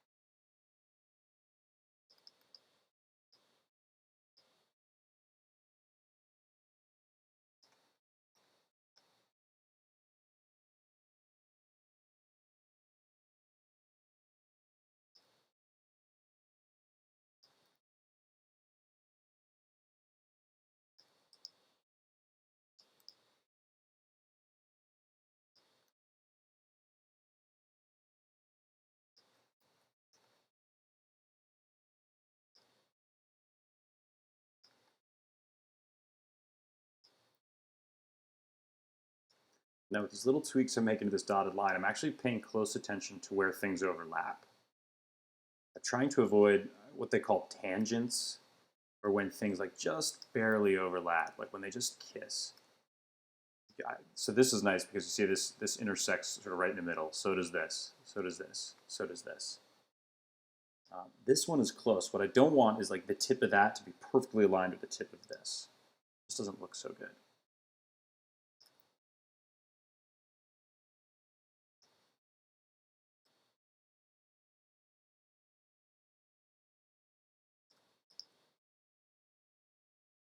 Now that's intersecting sort of in between these two dots, these two dashes, let's say.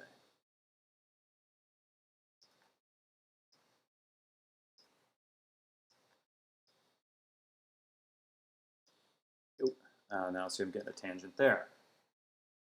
Tweak, tweak, tweak, tweak, tweak.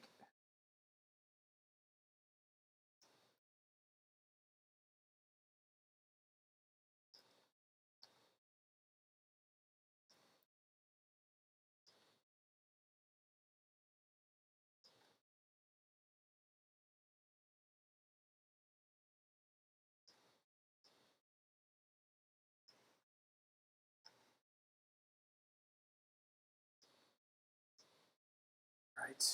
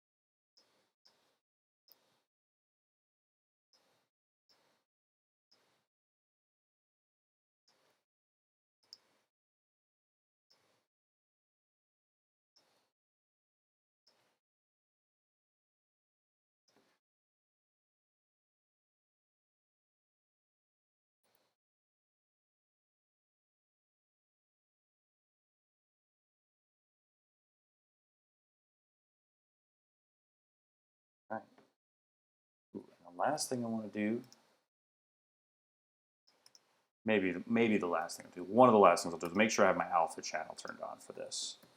So I want to tweak the background color in Photoshop, make it much easier.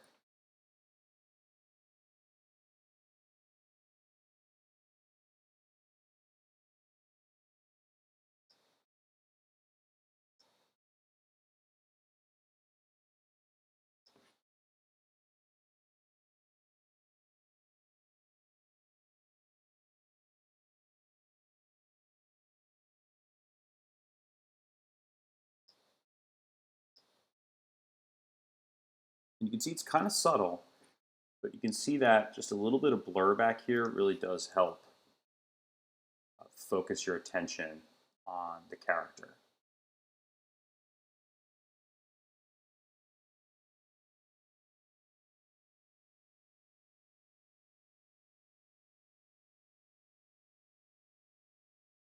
And now it's funny because these the social media channels or outlets that most capture my attention are YouTube and Instagram. And I think those are kind of overrepresented here. I'm not really, because the UI elements from Facebook, for example, maybe aren't embedded in my psyche in quite the same way as the Instagram and well, technically Instagram is a part of Facebook, but I digress. So that's those elements are sort of what appeared here in this piece that I'm creating.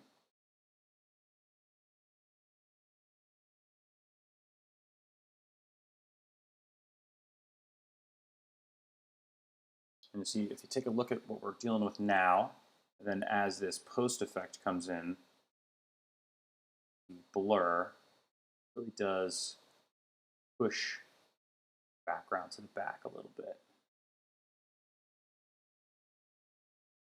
I think I can live with that.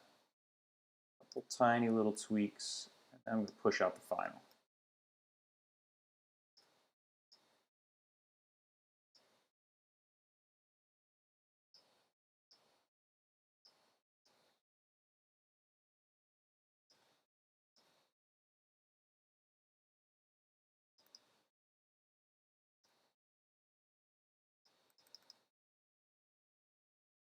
Akmal, thank you. I'm glad you like it.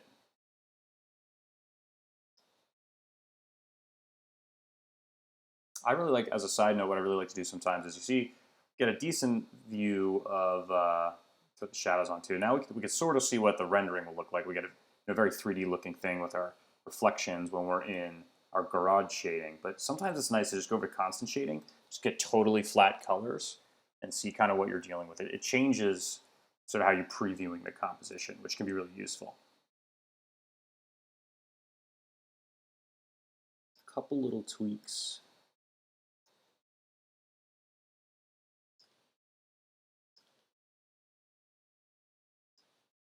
Yeah. Better.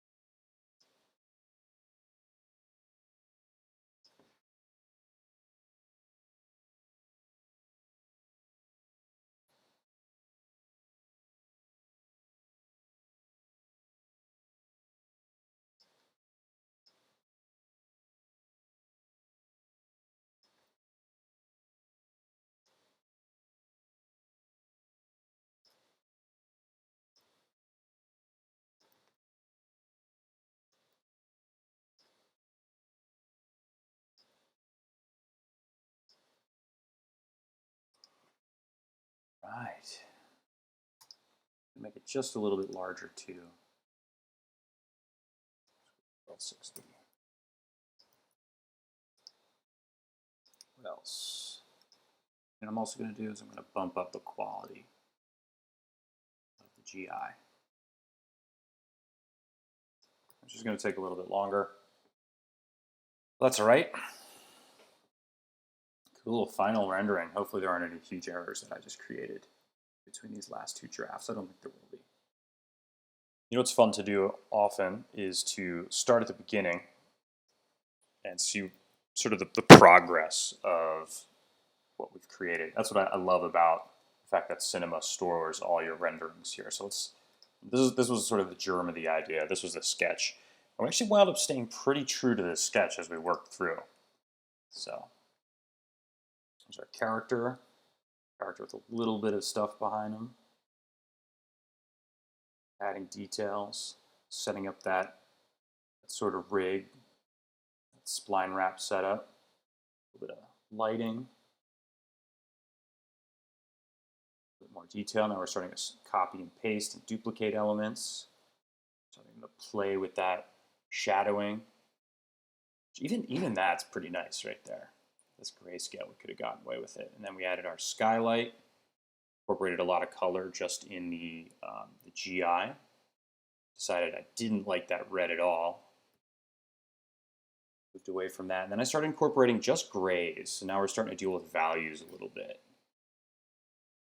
Arts and additional icons. Those dotted lines, I think, made a big difference. Some sort of fine linear detail mixed in with these curving rectangular shapes. Tweaks and tweaks, starting to figure out what color we wanted to make that character's head. In this instance here, I'm thinking the character is kind of disappeared. You can't really see him so well. He's hidden in the shadows. So I play with color a little bit. I think incorporation of that pink color really helped a lot. That teal wasn't quite it. That teal was sort of distracting from our character. Adding some reflections to the eyes, which I think helped a lot. Although I didn't like the strong reflections on these donut iris shapes. See how, in my opinion, it looks much better when we don't have the reflections as hard on there. There we go. And now adding more of that cyan-y blue to the character really helped. See between these two. And then pulling back on the blue, like that teal blue, and some of the play buttons around, really helps focus our attention. We're continuing to tweak shapes, making that head a little bigger helped, and overlapping that nose a little more deliberately on the eye really helped unify that central character. A little bigger. We add a little bit of blur, and that really helps focus our eye on the character here as well. Get some softness. Actually, you know, I think this was a pretty good change. It was minimal. I didn't really talk about it, but I scooted some of these elements over so there's more of an overlap. Actually, look at that. We have a little bit of a tangent there, but I'm gonna live with that. The blur is gonna sort of help us out there. But that sort of, I don't know, it steps your eye down a little bit in a way that is useful. Instead of just this big drop, kind of like this step down.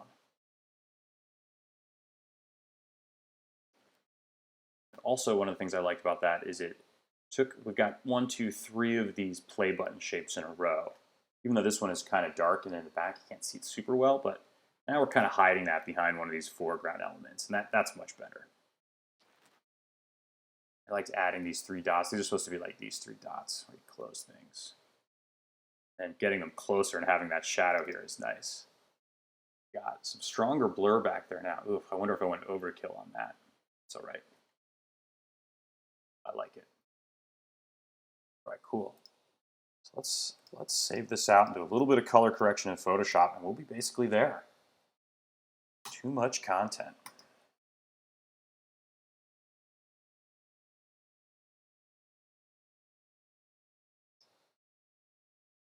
Updated terms of use.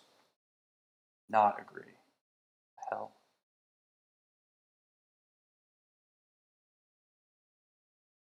Fine, Adobe, whatever you want. I've read, okay.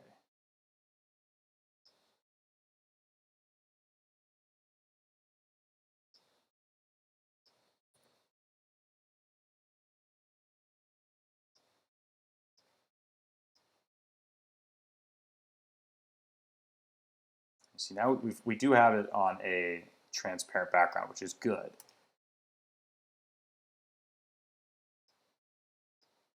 Figure out what color we want ultimately. What's up, Farad? Good to see you again. Glad you like it. Yeah, possibly. He's asking, or they're asking, can you give us a video series about modeling stuff? I mean, in a way, everything I do here is about modeling stuff.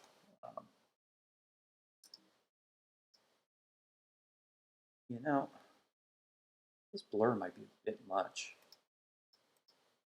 Shoot. I'm losing that edge. Losing my edge. I think. Shoot. Gosh, I hardly ever do that. But let's try this without the alpha as well. I'm going to turn alpha channel off. Re-render. That'll work in the background as we're doing our thing. I'm going to do some color correction here. Then what I'll be able to do is use this alpha channel, do what I need with it, and I can bring the other guy back on top. I'll show you what I mean. Akmal, what do you mean by broadcast tutorials? I'm not positive what you mean there.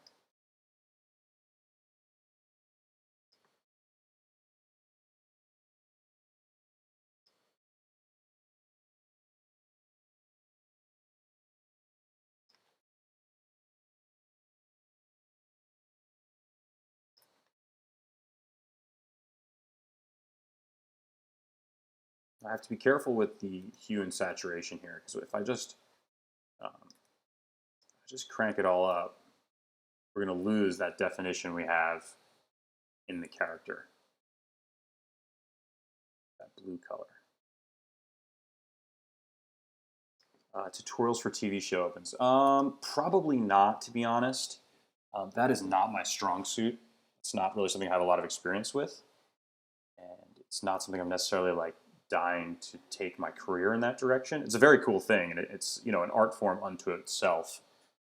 Like all the like Westworld and Game of Thrones and all those wonderful animated show openings. Those are really beautiful. And it's also, I mean, the type of thing to do that well would take weeks and months. It's not the type of thing I could do in like a 2 hour, stream. You imagine how long it would take to make that Game of Thrones intro, and like how many teams of people are working on it. So I think it's a great idea, but it's probably too huge a scope to really execute well in a 2 hour stream. I mean, I suppose it is the type of thing I could work on across multiple streams. I'm not sure if I'm going to go in that direction, to be honest.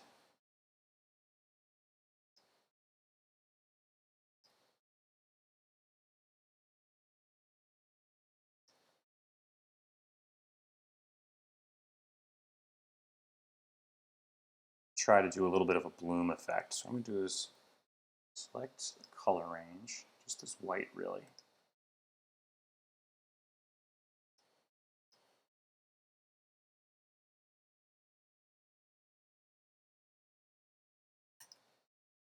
I'm going to copy and paste it in front. Filter, blur.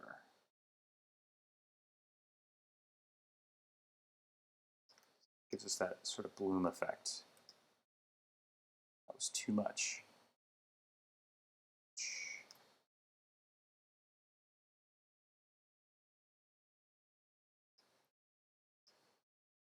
Divided tutorial, that's interesting.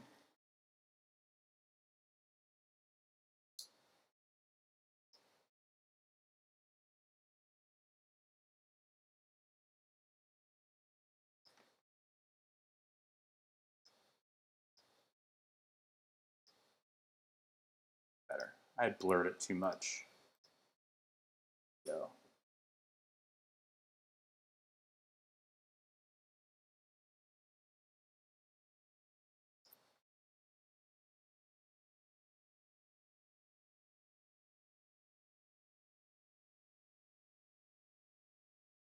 Yeah, for sure, Farad. It's an interesting idea. I think if you were to go back through some of my other videos, you'd find that that sort of stuff exists already. It's funny how much longer these renderings take when I'm also working in Photoshop.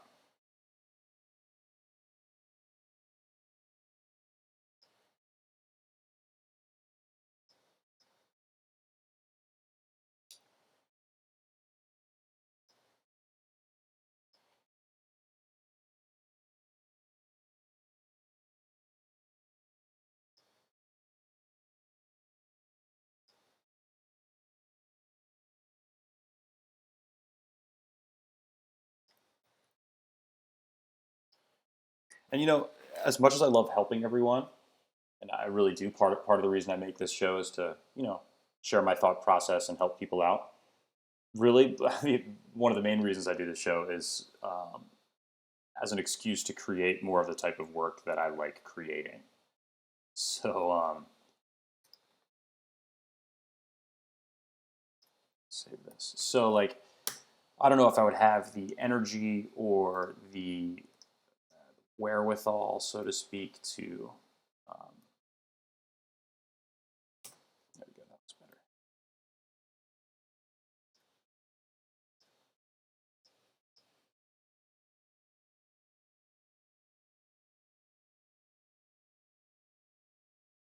Like, I don't know if I'd be making as good a content or the types of content you guys would want to see if I was making stuff that I didn't really want to make. Does that make sense?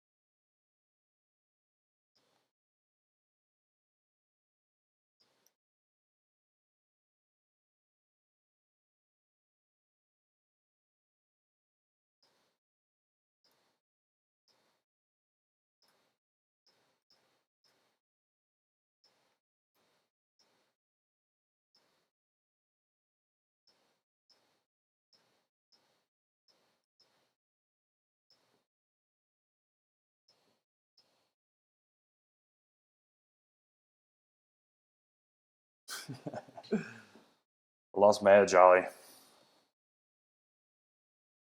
Is that like comment on my attitude or on the edge of this piece? Tough to say.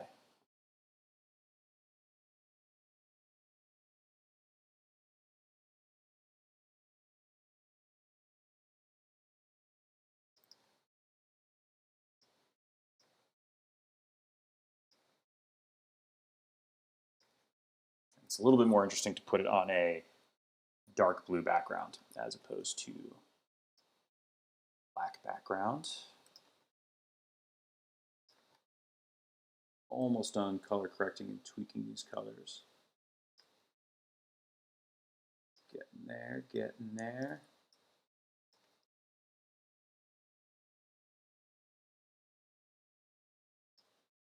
Yeah.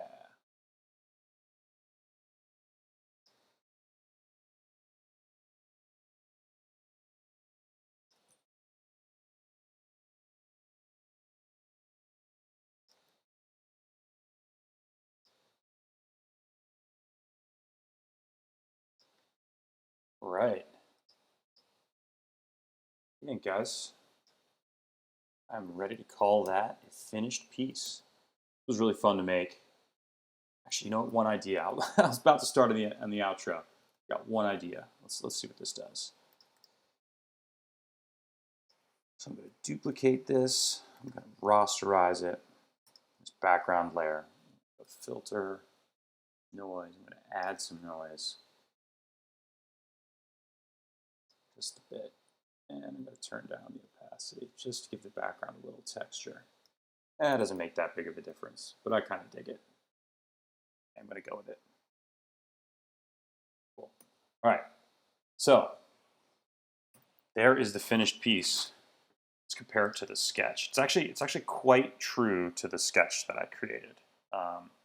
It came out better than the sketch even, which is really what you want, right? So thanks for tuning in, everyone. If you found this useful, please share it with a pal. Hit that like and subscribe button, and if you want to find out when I'm streaming so you can join live, hit the bell notification icon so you'll get a little ding when I go live on Tuesday mornings. If you want to keep up with me and the work that I'm doing, hit me up on DLGNCE on Instagram and the other social medias if you want to have even more content as per the subject matter of this piece today. The website is diligence.studio, and we've got new live streams every Tuesday. So until next week, this is Stuart saying thanks for tuning in. Keep up with your work, and we'll see you next week. Later. Thanks, everyone.